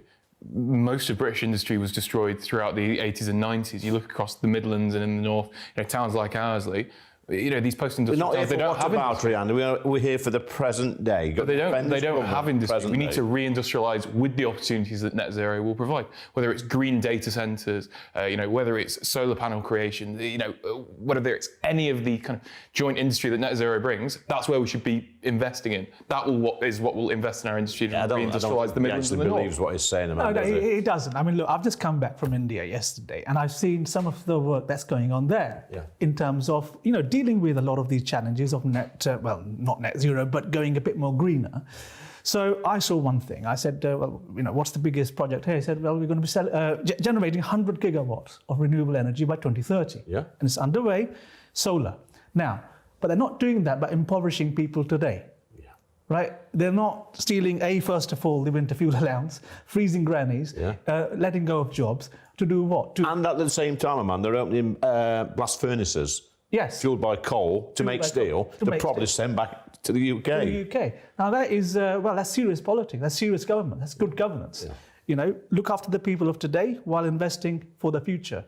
But it can't, it can't be this and that, it has to be, well, okay, this is what we do today, but for tomorrow, we're going to be... So you talk about reindustrialisation, Andy. Why is it, why does this government and the previous Tory government think it's okay to close down our blast furnaces in places like South Wales, Port Talbot, and then give the same company hundreds of millions of pounds who then go back to India to open a blast furnace to make steel from coal and then sell it back to the UK? That's bonkers, mate. I completely agree. Yeah, I think it's a disgusting policy, and it's pretty similar to what Thatcher did in the 80s. I condemned it. I would condemn that. I condemn it now. I think it's ridiculous. And there we go. I think it's condemning this Labour government. It's an anti-British policy, objectively. Why can't we just be sensible, Andy, and say, look, net zero, it's not, we shouldn't have these time limits, these targets on it. Yes, it's nice to reduce our carbon emissions. I keep saying on this show, we are responsible for less than 1% of the carbon emissions in the world. We're on the right trajectory. We've reduced them by 50% over the past 30 years. We're doing okay. Yeah, but I think it is important to have a goal for the markets, if nothing else. Obviously, it's moved, back and forth. It was 30, then 35, then up to 40, then back down to 35, now back down to 30. We just need to pick a number and stick to it, so then there's market stability. Because if you keep moving the point of which we need to achieve net zero, the markets just won't have faith and they won't invest in the UK. So I think it is important to have that kind of, not timer, but that goal of kind of just to reassure the markets that we are an investable country. I would argue that we need a goal, an aim of, well, this is 2030, this is how many jobs we're going to be bringing back. Yeah. That's the aim we need, not how soon we can completely diminish our carbon emissions. After all, as you said, our carbon emissions, well, we get rid of them, well, what difference is it going to make to anything? There's a reason, guys, why we're not driving around on horse and carts anymore in this country. It's because business, they developed fresh modes of transport. They could foresee what was coming in the future. We've gone from horse and cart to steam engines to petrol engines, whatever. Business normally takes care of this, not government. Well, I think that's a bold thing to say. I think generally government... I think looking at it, government-funded R&D generally leads innovation across sectors. I think government-funded R&D particularly if you look at the step to electric vehicles, for example. A lot of that was funded by government-funded R&D. And how's that panned out, do you think, man? I went to the car showrooms last weekend, have a little look around, being nosy, looking at the cars on the forecourt. I was alarmed to see how many electric vehicles are now on the forecourt, 2 or 3 years old. People are getting rid of them. They are, and not just that. I think we heard from Toyota just a few months ago. They are stopping their plans to go full electric. And there's a reason for that, of course. A, affordability. B, the capacity that we need to allow people to charge them. But more than that, I think there's a geopolitical angle on this. Yeah. If you look at where all the rare earths and the minerals and the lithium is coming from, it's coming from exploited mines under the rule of the Chinese Communist Party. In Congo, in Botswana, elsewhere around Africa. Yep. And what are we doing? We're handing over control of strategic interests of, supplying all this to us, to the Chinese Communist Party. It's absolutely bonkers. It's quite unbelievable, Andy. I was angry with the Conservative government, for a Labour government who, were born on the blood, sweat and tears and on the backs of the coal miners, the steel workers, the railway workers, factory workers, foundry workers. They've sort of stuck two fingers up to these people and said, we're going green. No, I don't think the two are mutually exclusive at all. I think people who work in green data centres or people who work in... Green data? What is a green data centre? Well, green data, it's a carbon neutral data centre. To the average viewer back at home... If it's someone who's working in a manufacturing plant that creates solar panels, that is no different to someone that's working in an Amazon plant, shipping parcels. It really is. A worker. Really it's just not true. I think it's interesting though. There's no criticism I've heard from you at least on Elon Musk and Tesla. He creates electric vehicles en masse. Where's the criticism there? Why should I criticise him? Because you're just going, electric vehicles are all work horrible, horrible, horrible. But when Elon Musk does it, it's okay. No, what I said was, if you paid attention, Andy. We shouldn't have targets. Business will take care of this by themselves. You said you were dismayed to see how many electric vehicles there are on the floor. No, what I said was... That is what you said. I was alarmed. Let's fact check that. I was alarmed how many electric vehicles were actually on the forecourt from the last time I went, which proves to me, that people have had enough of them and getting rid of them. They're going back to petrol and diesel. Well, a lot of them are blowing up because the batteries are very vulnerable to, damage. But again, going back to a bit what was being said about manufacturing solar panels in the UK. Right now, the world's biggest supplier of materials to build solar panels, again, are the Chinese. And let me just step in there, man. So if the Chinese are making these wind turbines and solar panels, how are they making them? Well, they are extracting these rare earths and metals from exploited mines. Yeah. So basically, our green data centers are being built on the backs of young Africans from the Congo, being exploited for their resources. And maybe Chinese coal miners being exploited, working in horrific conditions, Andy. It's not very pro-worker. If I could go to China and unionize them, I would. But I think it's key to note here who's been looking after the industrial strategy for the last 14 years. It's the what It hasn't been the Labour Party. It's the what about? Well, it hasn't been the Labour Party. It's been the Tories that have failed to establish a clear industrial strategy. I'll try and remain impartial as you know. It's a government of which you served in, Lee. It's a government of which you supported. It was the Tories who've been looking after it. I call this nonsense out. Okay, now, let's be honest. The first visit to Beijing by a British Foreign Secretary for a very long time has been by David Lammy. Oh, my... No, you're triggering me. Stop this. Don't mention his name. Just say the Foreign Secretary. Okay, the Foreign Don't mention his name. The member I'm having a drink of this. Well, the member for Tottenham, the Foreign Secretary, he's been on his hands and knees in front of his masters in Beijing, the Communist Chinese, to do what? To beg. For all of this. That's a bizarre suggestion to make. What Tories done over the last 14 years to build British industry there. But 14 years, fix the foundations, 22 billion baht. You're like a stuck record on this. Well, not really. Over 14 years, wages have stagnated. There's less private sector jobs. There are slightly more public sector jobs. Doesn't sound like a successful Conservative. Let's be honest. Does it? We've had President Trump out of power for 4 years. He's come in with a whole team ready to go and do stuff. What has the Labour Party been doing for 14 years? Getting Rachel Reeves to write a CV. I think that's what's happened. Well, it seems like a bit of a strawman argument. You were literally in power for 14 years. Listen, Andy, you talk about Rachel Reeves and her CV. Yeah, that's a nice little Westminster kind of bubble story. It really but is. Realistically, the Tories have failed this country. Over the last 14 years, wages have been stagnating. Like a man said, there are less private sector jobs. There's been no reindustrialisation. If you go outside of London, but people aren't living better than they were 14 years ago. And you going on about LinkedIn and CVs, you just seem out of touch, kid. Out of touch, man. You're out of touch. Out of touch, but I mean, look at it this way. It's pretty obvious that 14 years we've had, in the initial part, we have 1,000 new jobs created a day. Yep. We had growth. We had become the world's 8th largest manufacturer.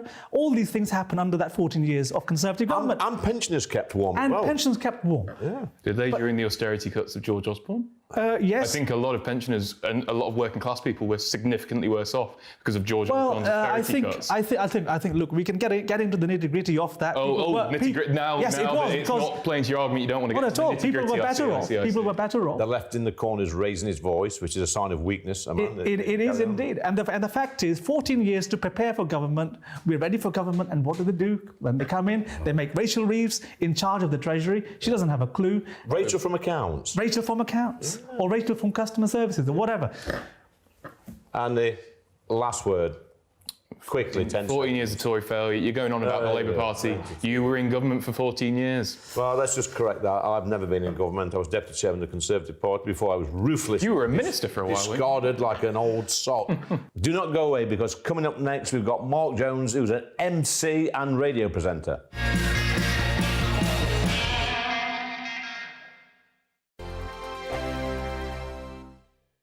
This is GB News, Britain's news channel. 1 in 20 people are diagnosed with seasonal affective disorder across the UK. Yes, Healthwatch has revealed that men are more likely to suffer from this than women. Did you know? Triggers apparently include a decrease in daylight hours, which is certainly happening around about now. If you're leaving the office, it's dark. When you come home, it's dark, as well as the falling temperatures. Yes, and both of those things happen a lot, don't they, here in Britain? So how can we combat the symptoms of seasonal affective disorder? Well, to discuss this, we're joined now by Dr. Andreas Fonseca, the founder and director of Thrive Mental Wellbeing. Really good to see you this morning, Doctor. Thank you for joining us. Good morning. Thank you very much for inviting me. Now, there'll be lots of people watching and listening this morning and saying, what a load of rubbish. It's always been cold in this country. It's always been dark. What is seasonal affective disorder? Is it really a thing? Well, it is a thing, and it's been known for quite some time. This is not new, really. It is a form of depression. That's what it is. And it's got specific characteristics that kind of differentiate it from other forms of depression. So the reason probably we're talking more about it is because it's basically people are more aware of it and they're recognizing it more. So before you used to be sort of just saying this person's got depression, now you have some specific things to look at that can differentiate it from other kinds of depression, which is quite useful because it's got some specific forms of treatment. So the things that are different about seasonal affective disorder are that for the diagnosis you need 2 years in which you only have episodes during either the late autumn or early winter. So that's when they start, and they fade away by late spring, summer. Early summer. So that's how it works. And you cannot have any episodes at any other time. So it has to be seasonal, specifically seasonal. GB News, the People's Channel. Join me, Nana Akwe, for an informative, interactive news programme with a difference. It's fun. No, he didn't say that, Dave. I'm so surprised. I think there's an element of truth to that. Join me from 3 p.m. every weekend, only on GB News, Britain's news channel. I'm Christopher Hope. From pop stars to politicians, I'll interview anybody in a pub who's got a political opinion. Join me every Friday on Spotify, Apple Podcasts, YouTube or gbnews.com, or wherever you get your podcasts. This is GB News, the People's Channel. Nightmare commute. Kick it up a gear with GB News Radio. You can listen online and on DAB+ and on the GB News app. We're also on TuneIn and the Radio Player apps. From the school run to rush hour, get revved up with GB News Radio. We are the People's Channel, Britain's news channel.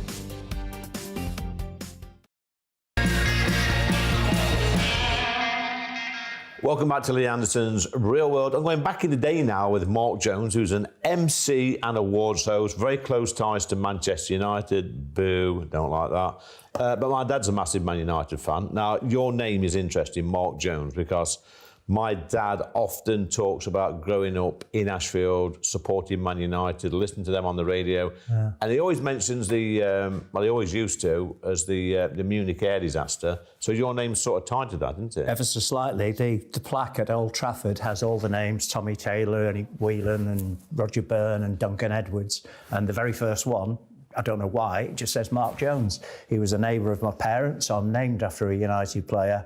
I was actually born in Old Trafford, and I've had 100 years at Radio City in Liverpool. Wow. How's that for diplomacy? So how did you get into radio initially? It's the old thing, you do discos. Yeah. Back in the days when you used to put needles on. What sort of year we're talking about? Oh, it was black and white. Okay. That's the closest you're going to get. Beatles, Rolling Stones? Yeah. Sort of later than... Yeah, sort of a bit later than that, doing discos. But then you sort of do a tape. I did a tape for BBC Radio Manchester, the local BBC station. And just one off, got a copy of that, edit. Yeah. Naively thought, everybody's going to send a tape to Piccadilly, which was the Manchester station, which was 73. And instead of that, a couple of years later, I sent a tape to Radio City in Liverpool, not thinking that everybody in Liverpool's going to be sending a tape there. And just a guy just went, I'm too good for this, doing the overnights, walked out, and my tape was on the top of the pile. And I got a phone call on a Thursday night, Thursday, the 12th of February, 76. Can you do 2 till 6 in the morning on Radio City in Liverpool? I thought it was one of my pals. And what was you talking about on that radio show? It was an overnight programme, so it's music. Yeah. In those days, you didn't have much needle time, but clever devil here noticed that the BBC stuff was not needle time. Yeah. So I used to put like the Goons on and the Hancocks. So you've got half an hour and me and the security guy, Bert, on the door. We're the only two in the building. Yeah. I used to get in my car, put the Goons on, get in my car, dash down to the pier head, get a bacon butty, listening to it all the time, hoping that the record's not stuck, and then dashing back. So a big fan of the Goons, was you? Oh, yeah. Goons, Hancock, all that type. I like Tony Hancock, actually. I think. Oh, yeah. Growing up in Ashfield in the 70s, we only had a few LPs in the house. We had Elvis's 40 Greatest Hits. Yeah. We had a Buddy Holly LP, because Mum and Dad were into 20 golden crates, that one. Something like that. And we had Hancock's Half Hour, which was the blood donor. And the Radio Ham. Yeah. 2 really famous sketches from Hancock's Half Hour. I've got the set of those. So you sort of, you sort of grow up enjoying that sort of stuff. Oh, God, yeah. And appreciating that. And that moves on from the Goons, that moves on to Python. Python was all conquering when I was at school, public school. So public school. Oh, don't. Another posh boy on the show. I wiped my feet on the way in. Don't worry. Yeah. But it was just Python changes your life. Yeah. If you get it and it sinks in, you're quoting. To be honest with you, I actually like the films better than the actual series. Yeah. I got Life of Brian, and it's more commercial and easier accessible. I just thought it was funnier. Because I think some of the jokes they did in the actual series were for themselves rather than the public. They admitted that, and it's very dated because it's all Edward Heath and stuff like that, So But you move from all that, Mark, and then go to be doing these awards around the world, close ties to Man United, doing their awards ceremony every year. So you're coming across on a yearly basis. Some big footballing stars from big legends, and handing these awards out. How does that feel when these mega stars are coming onto the stage? It's strange because I took over, 2001 from the late Tony Wilson, Anthony H, on TV, and he's done interviews with Thatcher, Heath, all the big names, and quite antagonistic type interviews. But when he was introducing Ryan Giggs and David Beckham, he went to pieces. Really? So by coincidence, a pal of mine who sadly died a couple of months ago, Chaz, phoned an agency and they got me, and I've done it ever since. We're just pals. It transpired we were both born in the same hospital and blah, blah, blah. So it's second nature because of the radio side of things. It's not an arrogant thing. Do you ever get starstruck when these come Never. out? I don't know why. And I've done I've interviewed Michael Jackson many times, done his concerts, Paul McCartney, Phil Collins, You know, Kate Bush have done all those. So you're not starstruck now coming on here? Well, GBNews? there's always a first. There's a first, isn't there? Concerts as well. What's this? Do you MC at concerts as well? I've done I've done a few big ones. Michael Jackson's 125,000 people, which was sponsored by Radio. Where was that at? Aintree Racecourse. Oh, yeah. That was good. I had 100,000 people because I wasn't allowed to play music, and I was on from like 12 o'clock till 7 o'clock. Yeah. Like that. God, it was cold. Yeah. And I got 100,000 people going da, da, da, da, da, da, doing a conga around the place. I've done that. Paul McCartney concerts in Liverpool. I did the Sopot Music Festival in Gdansk in Poland with Lech Wałęsa there. This was a few months after the wall had come down, and there's big guys, almost parodies of spies. They've got the plastic Mac on, and ill-fitting jackets with large bulges. They're all sat around him. Ill-fitting jackets with large bulges. I think that'll have to go on after 9 o'clock I know. as well. So I thought I was bad. You're beating me. It's not me. Yeah. We have to be careful on this show. And fundraisers as well. That's on your list. I do a lot of fundraisers. What was your chosen charity, if you have one? You tell me. I've done quite a few. Recent one was at the Cavern, which was for suicide prevention. Raised a lot of money there. Good. That's one of my chosen charities. Done a few. Especially male suicide as well. Absolutely, yeah. A couple of weekends. In fact, last weekend I was about 2 miles up the road doing a fundraiser for the Sammy Jo Brandon Foundation, which was a young lady that died with cancer. I do a lot of cancer research because I lost somebody who had cancer. I think cancer touches most families. Oh, absolutely. So, yeah, I verge on gullible. If I can help, go for it. Yeah. I haven't got a halo. I'm not a saint. Any plans for the future? What's on your bucket list? Because you've done a lot, haven't you, really? Yeah. Do you know, I've never actually... That's a good one. Never thought of that. And you've met all these famous stars. If you were to have a dinner party tonight, you can invite 2 famous sports stars or rock stars or whatever. Who would you have sat with you? Pete Townsend, Roger Daltrey. I would have had Jeff Beck as well. But I met Roger Daltrey. I know. You said Parliament. before. Yeah, he actually came up to me and said, "Who are you?" And I was quite stunned. Really, he knew who I was, which was a big thing for me, sort of growing up with that sort of music. But look, you said a time's up, Mark. It's you mentioned that you loved the Goons. Back in the day. We've got some good news. The Goons are coming on next. We've got Right versus Left with Andy 12s and Aman Bagel.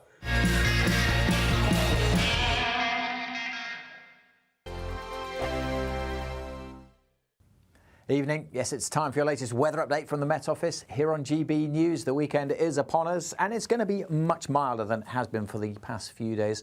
Not a lot of sunshine around. Most places, certainly tomorrow, will be dry. Low pressure sitting to the west, high pressure sitting to the east.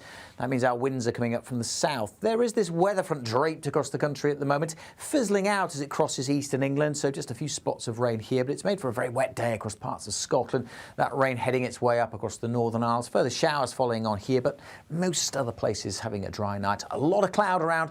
That will keep those temperatures up. Still pretty chilly out there this evening across the east, but by morning, 6-7 degrees Celsius, and in the west, well, we start the weekend in double digits, and for most of us, a very mild Saturday. For most of us, though, it's also going to be a fairly cloudy Saturday. A lot of that cloud sitting over the hills as well. So some poor visibility on some of the higher routes. The hills, though, acting as a bit of a barrier. So with some shelter, parts of northwest England and northeast Wales may well see some good breaks in the cloud. The same goes for northeastern parts of Scotland here. I suspect we should see some good spells of sunshine as we go through the day. But for most, it will be predominantly cloudy. That cloud, as I say, tending to sit around, particularly over the hills. But it may break up a little as we go through the day, so you may see skies tending to brighten. But a showery rain will drift its way across northern Scotland. The odd shower elsewhere in the west, but many places just having a dry day. And it will be mild, double digits certainly, and many places getting into the teens. Where we see a bit of sunshine, those temperatures could be a little higher. Still quite breezy, particularly in western areas. Getting very windy on Saturday night across the northwest of Scotland. Still gusty here on Sunday. A bit more rain on Sunday. This line will work its way from west to east, and then another band of showery rain will come in from the west as well. So, yeah, it will be a bit wetter on Sunday, but still, it won't rain all day. There'll be some brighter spells coming through. And, yes, the wind's still coming up from the south, so Sunday also looking very mild. Go to gbnews.com/shop now and take advantage of our biggest ever Black Friday sale with 25% off all items across our store and free shipping on orders worth £60 or more. There's never been a better time to grab something for the GB News fan in your life. From our signature clothing to drinkware, gifts, accessories and much, much more, you'll find the perfect present this festive season. Use the code BLACKFRIDAY25 on checkout at gbnews.com/shop for our best ever Black Friday deals. Good Afternoon Britain isn't just about us. The wonderful thing about this programme is it's about everyone watching. It's an interactive programme. Well, there absolutely is something to see here, and we're going to be talking about it more. Whether it's breaking royal news, Will, please bring us up to date. Or indeed a particularly punchy speech in the House of Commons. Very, very curious. We bring it to you live, and then we bring you live reaction as well. That's Good Afternoon Britain, weekdays from midday. Only on GB News, the People's Channel, Britain's news channel. It's time for Right versus Left with Aman Bagal, and we've got him back, Andy 12's trade unionist, and it's from my neck of the woods, actually, so you think he'd probably make a little bit more sense. Hopefully some common sense will rub off on you today. So look, is it okay to criticise a religion? Just this week in the House of Commons, there was a couple of Labour MPs who were banging on again about Islamophobia. I know Angela Rayner spoke about it quite a bit, and Sir Keir Starmer's always bleating on about it in the chamber. But just a few weeks ago, I asked the Deputy Prime Minister to actually define what the government's line was on Islamophobia. Just listen to this. Lee Anderson. Thank you, Mr. Speaker. Could the Secretary of State please explain to me and the House what the government's definition of Islamophobia actually is? Secretary of State. Well, I say to the honourable member that a new definition must be given careful consideration so that it comprehensively reflects multiple perspectives and considers potential implications for different communities. And we're actively considering our approach to Islamophobia, including definitions, and we'll provide further updates on this in due course. Right, guys, you've heard the clip. I challenge the Deputy Prime Minister to give us, the correct government definition on Islamophobia, and she couldn't give me a straight answer. That's quite pathetic. Maybe you, as a Labour Party member and a defender of the Labour Party, can tell us what Islamophobia actually means. Well, I'll address that in 2 points. I think, in fairness to I think she was answering in her capacity as Secretary of State for local communities, but it is open for consultation, so I think it is a bit unfair whilst a definition is up for consultation. So how can it be Islamophobic then if there's no definition? Well, no, I don't think you can. I think being anti-Muslim and anti-Islam is well established, and you'd just be being that. That'd be the definition that you'd be given. You'd just be being either anti-Muslim or anti-Islam, which I don't think is. So, Aman, I'm going to ask you an obvious question. What's your religion?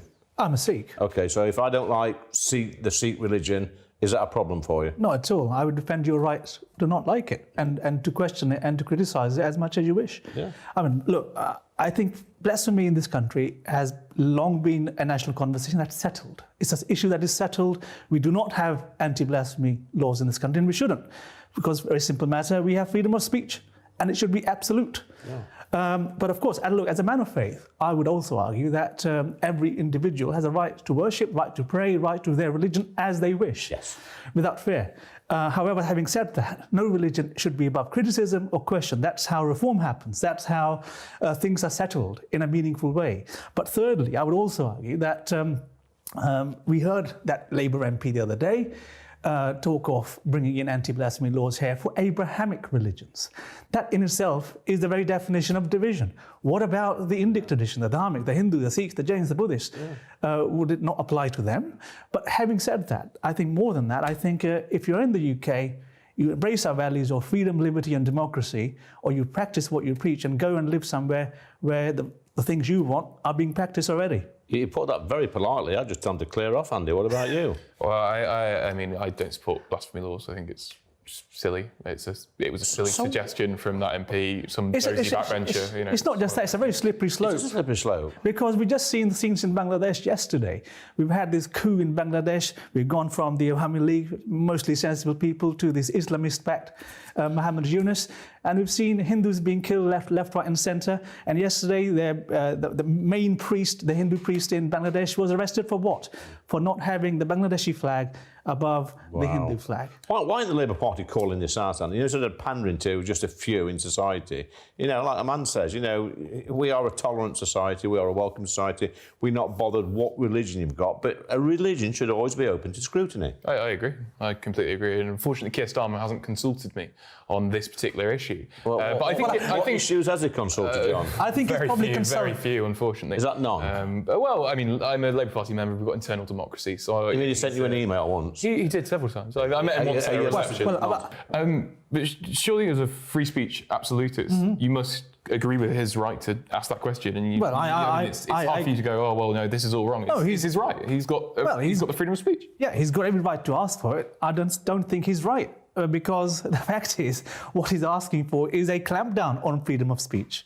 Because if you have anti-blasphemy laws, well then, who gets to be the arbiter of what is right or wrong when it comes to questioning any religion? And where does it stop a man? Where does it stop this? Well, that's the thing. So my suggestion would be that, also, I guess it won't happen under this Labour government, is that everyone and anyone who asks for this, well, it's time for mass deportations. If you don't align with the values of the United Kingdom, well, clear out, go and live somewhere where... Oh, strong talk, Andy. What do you think of that? It's ridiculous. Why? If you don't align with the values, then you can be deported. That's an authoritarian suggestion. That's absolutely ridiculous. I think the general public in Mansfield, where you're from, never forget your roots, Andy, would probably agree with them. I don't think the people of Mansfield would believe in mass deportations for people that don't align with every single value of this country. I think. Well, it's not every single value. You think back in Mansfield, back in 84, 85, one of the British values is respecting, authorities, respecting the government, respecting the police. There were some pretty big riots during the miners' strike. Do you think they should be deported? What's that got to do with it? Well, you say if you don't align with the values, you should be mass deported. That's ridiculous. The UK has very simple... It's a silly suggestion to be mass deported if you don't agree with the values. I think what Iman is alluding to, and correct me if I'm wrong, is if you come from a different culture, a different background, a different country, and you don't want to adapt to our way of life, respect our history, our heritage, what are you our doing culture, then? our laws, our way of life, what the hell are you doing here? So it's some kind of dog whistle anti-multiculturalism. Is that what it is? Well, just say it if you believe it. It is, I'll say it. Look, multiculturalism has failed. What this country needs is what we have. I saw firsthand in India just last week, pluralism. That's absolute rubbish. How is it rubbish? The fact that you can sit next to me... Was you in India last week? So why can it be absolute rubbish? It's absolute rubbish that multiculturalism has failed. It has failed. The fact that we can sit next to here, we're different religions, we're from different backgrounds. That's not multiculturalism. It absolutely is. That is the definition of multiculturalism. It's not. It is. It's not. This is multiculturalism right here. So are you saying to me that I belong to a different culture than yours? Yes, because you're a different religion. It's a different culture. That's a pretty bigoted thing to say. No, it's not. It's a different religion. There's different cultures within religions. That's religion. I'm talking about culture. Culturally, I'm very similar to you. I'm sitting here in a pub, sharing a drink with you, with Lee. Yeah. With the Union flag socks on. That's culture. Culture is linked to religion. How is it linked to religion? It's absolutely ridiculous to suggest that it isn't. So are you saying that a white British person cannot become a Sikh? No. Well, you just did. No, I didn't. You said religion is linked to culture. Yes, it is. Culture is linked to religion. Of course, it is. So are you saying culture is linked to lots of things? Socioeconomic background. Are you saying the man's a different culture to you? Yes, obviously he is. I think he's British. You're a different culture to me because you're from Sutton and I'm from Mansfield. Culture is such a fluid thing. Culture is made up. It's ridiculous to suggest that religion is not made up of religion. Of course, it is. Culture is made up of what a civilizational fabric is made up of. Now, that can be people from all different backgrounds, people who look different, but ultimately they align with one national identity. That's not what culture means. It is. You can have pub culture, you can have football culture. Culture isn't limited to what I've just said, national identity. It is because either you're British or you're not. I suppose that's true. That not in terms of culture. Culture is not just national identity. No, it is. What defines someone who is British? We're not. It's not skin colour. We're never going to agree. What defines someone that's British? Their passport. That's what defines. No, it really is. Yes, and that's what's caused a lot of our problems. No, it hasn't. Listen, we're never going to agree on that. I think more dog whistle politics from the Labour representative on. No, not the Labour representative. Well, not Labour. For reference. A big Labour supporter. Our resident left dweller. Our left in the corner is he's on the wrong course again. No surprise there. Aman, this is your first time on the show. It is a pleasure to be here. So it's the yes or no quiz. So you can only answer yes or no. There's no verbal ticks allowed, no ers, no ahs. You've got to be a yes or no. At the end of the quiz, you can come back to one of the questions and qualify your answer. Are you ready for this, Andy? Yes. Right, OK. So, number one, Andy, is it OK to criticise a religion? Yes. Aman? Yes. Good start. Aman, should net zero be scrapped? Yes. No. Mm-hmm. Andy, will Donald Trump stop the war in Ukraine? No. Aman? Yes. Andy, is net zero costing jobs? No. Are you sure? Aman? Yes. And last final question. Aman, should Ed Miliband stand in Ashfield at the next general election against me? Yes. No. 5-5, it's a draw. Great debut, by the way. Well done for that. But the competition wasn't very stiff this week, was it? Anyway, do you want to come back on one, Andy? I think the last one, the suggestion that Ed Miliband should stand... Are you even re-standing at the next election, Lee? Yeah, I think I probably will. Yeah, I mean, he's dedicated to Doncaster South, as you know. Doncaster North, actually. Doncaster North? Yeah, has he ever been to Doncaster North? I'll have to check that out. I'm sure he has many, many times. I don't think he's going to jump would that. love to go against him on a net zero platform because I know I'd beat him. Well, single issue voting isn't a healthy way to run an election campaign. Really? You shouldn't. Really? You shouldn't really. I mean, we saw how that went in 2019. Yeah, the failures of that government. We've seen how a few Labour MPs have been elected on single issues. Amanda, do you want to come back on one? Yes, I think going the net zero one, if I may.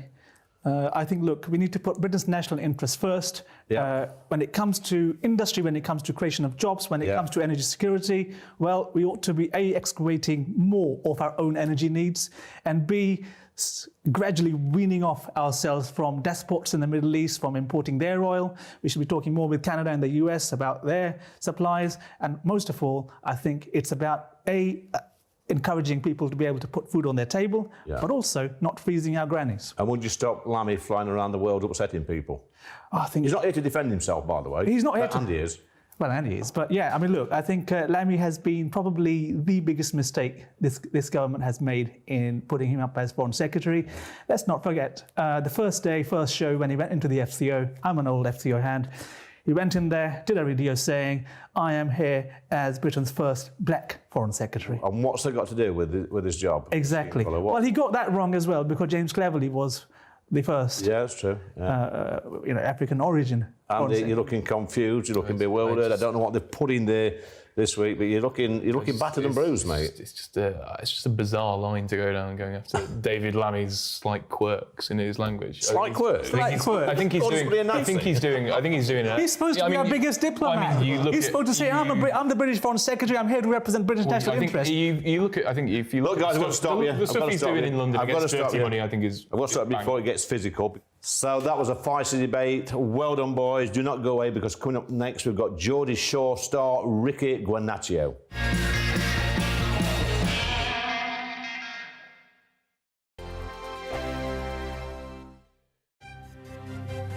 GB News Breakfast. Every day from 6 a.m. Donna Ida, who joins us now. And Donna, you look spectacular in your gorgeous denim jumpsuit. Thank you. And accessories. And it's important, isn't it, sometimes, just to keep things simple? I always keep things simple. I travel a lot, I work long hours, and I don't want to think too much about what I'm wearing. So for me, one and done is perfect. Good accessories, fresh hair, nice makeup, and you can go anywhere, including GB News when you didn't know what was happening. There we go. Perfect. Welcome. Straight off the plane. Can we ask you some of our top denim questions? Yes. Because Stephen Dixon, the presenter of The Breakfast Show who's just on, said that double denim to him is an absolute no-go. Oh, what does Is that true? Don't have him on again, darling. OK. We're telling me I love double denim. Really? I love it. I think it is so cool. Does it have to be a different I was going to say double denim, same colour. Or same I tones? like the... For me, I actually do like the same. Think Saint Laurent 70s. There's an amazing one that we're doing that's going to look great on you in the new season. The Joan Jean, we've got the City Slicker shirt. Oh, it's amazing. If it's done well, it's perfect. And I like it in a paler blue, but a good mid to dark. Very chic. You go. No, I was just thinking, little old me, not quite sure You look amazing, what to wear this morning. How was do a bit guys stressed. pull off denim? For me, if I was dressing you, I would have put you in a pair of jeans this morning with his amazing jumper. Gorgeous watch. Black, blue? Black denim, I do like. Men don't like it so much. Men like charcoal denim. Oh, I don't like grey. Charcoal. I love grey, and the best seller for men is charcoal denim. GB News, the People's Channel. Weekdays on GB News. Wake up to breakfast every day from 6 a.m. Followed by Britain's newsroom at 9:30. At noon, it's Good Afternoon Britain. Followed by Martin Daubney from 3 p.m. Only on GB News, the People's Channel, Britain's news channel. I'm Christopher Hope. From pop stars to politicians, I'll interview anybody in a pub who's got a political opinion. Join me every Friday on Spotify, Apple Podcasts, YouTube or gbnews.com, or wherever you get your podcasts. This is GB News, the People's Channel. In the GB Newsroom, we bring you the news as it happens. With our team of dedicated journalists across the UK, we're ready to keep you up to date with what's happening every half an hour, every single day. Bulletins here on GB News, the People's Channel, Britain's news channel.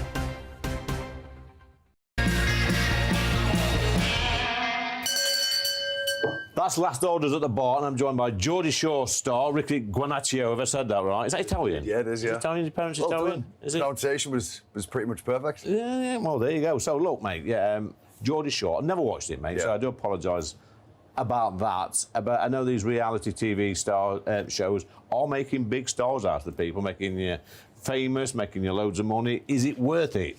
For me personally, yeah. It's been a hell of a career. Been a hell of a lot of fun doing it.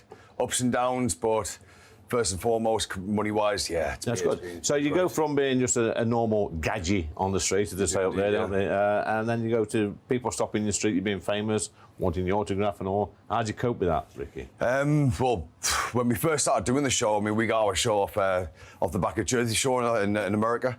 We never expected the fame that we got, and, you know, being one of the biggest reality TV shows in the UK and now the world, you know, it's in 150 odd countries worldwide. Wow. It's pretty crazy. So you say the world as well, because you've done a bit of foreign travel with this show as well. What's your recent exploit? Well, I lived in Australia for a year. Yeah. But I did a Universal Pictures film called Bo. I was on Kyle and Jackie O, one of the biggest radio stations in the whole world, for doing it. So it's opened up a lot of doors for me doing Geordie Shore, and it's yeah, I've had a pretty good career. So what was that like, Australia? Crazy. Yeah, did they understand your accent there?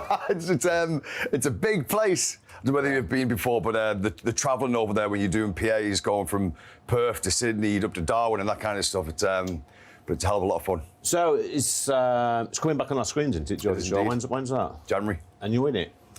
Yeah, in this. Are you allowed to say that? Yeah, well, I don't know how much I'm allowed to say, but it's, for me personally, it's probably the biggest and best series in terms of drama that we've ever had in the 25 series. Talking about drama, you had some drama early on in your career. Yeah, I did, yeah. Can you tell us about that? Or I mean, if you're talking about myself and Vicky, it was pretty heated. It was one of the. So this is where you had a bit of a relationship with one of the other reality TV.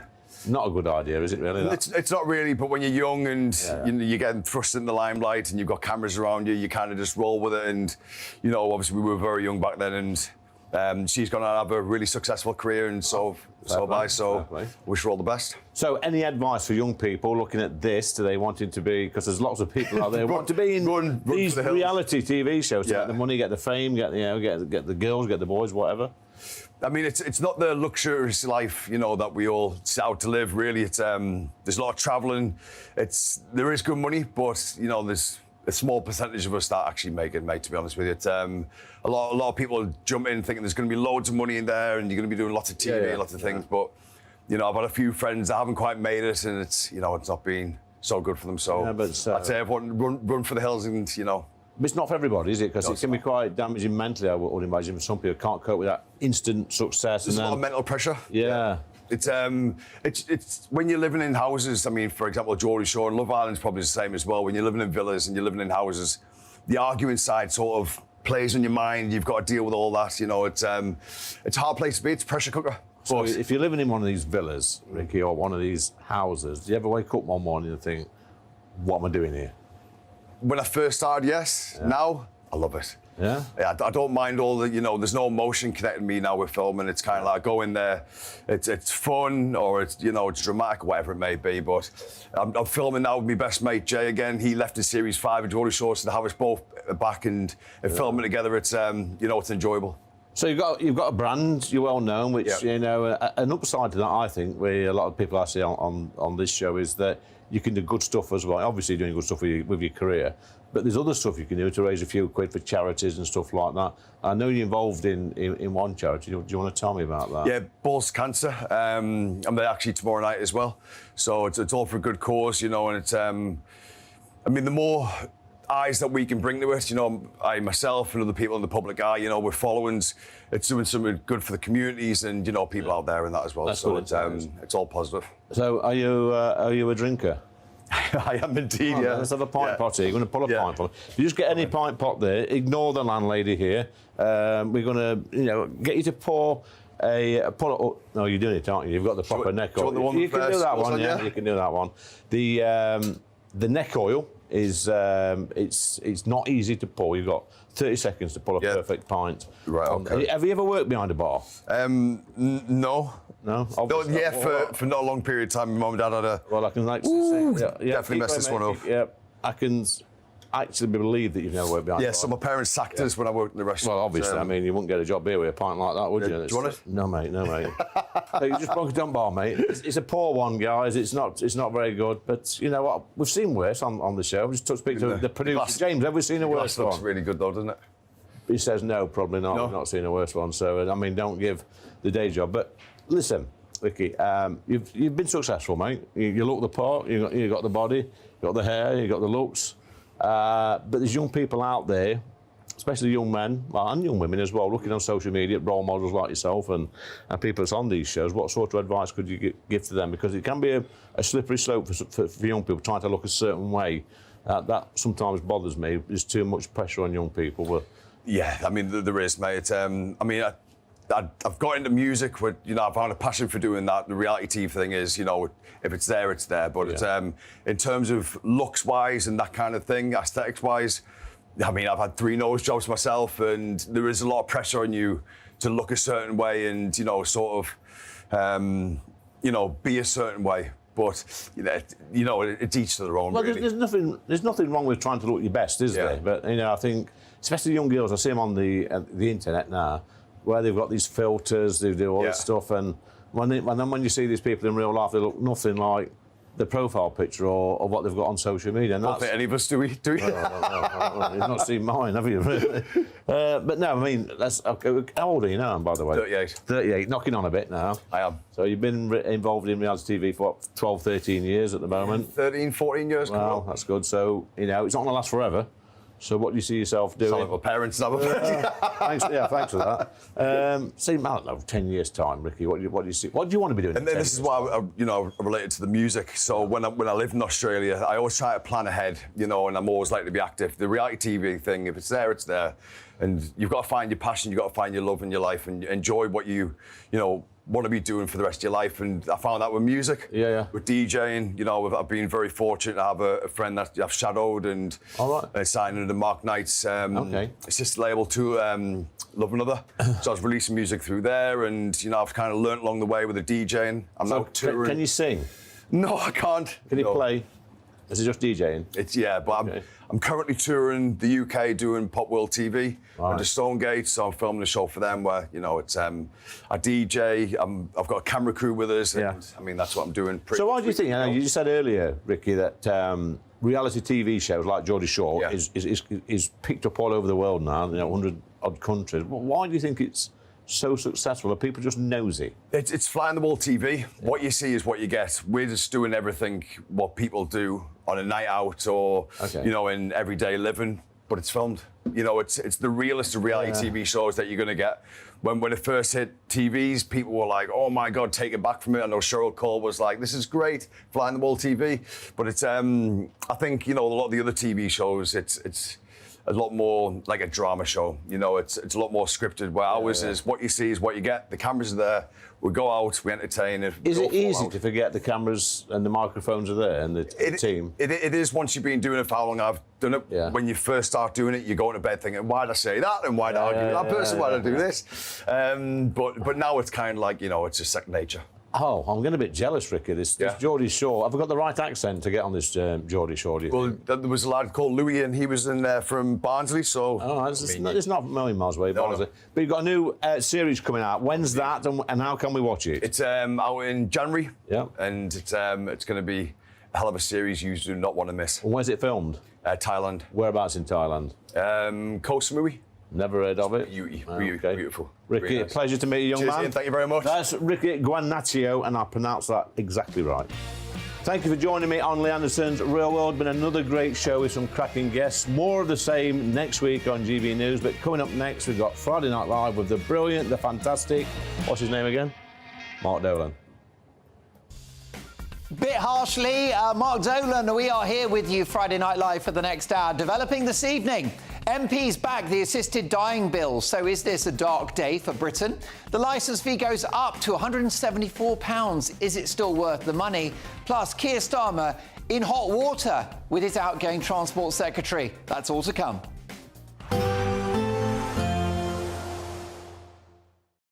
We'll see a cold snap, which will quickly develop into a warm front.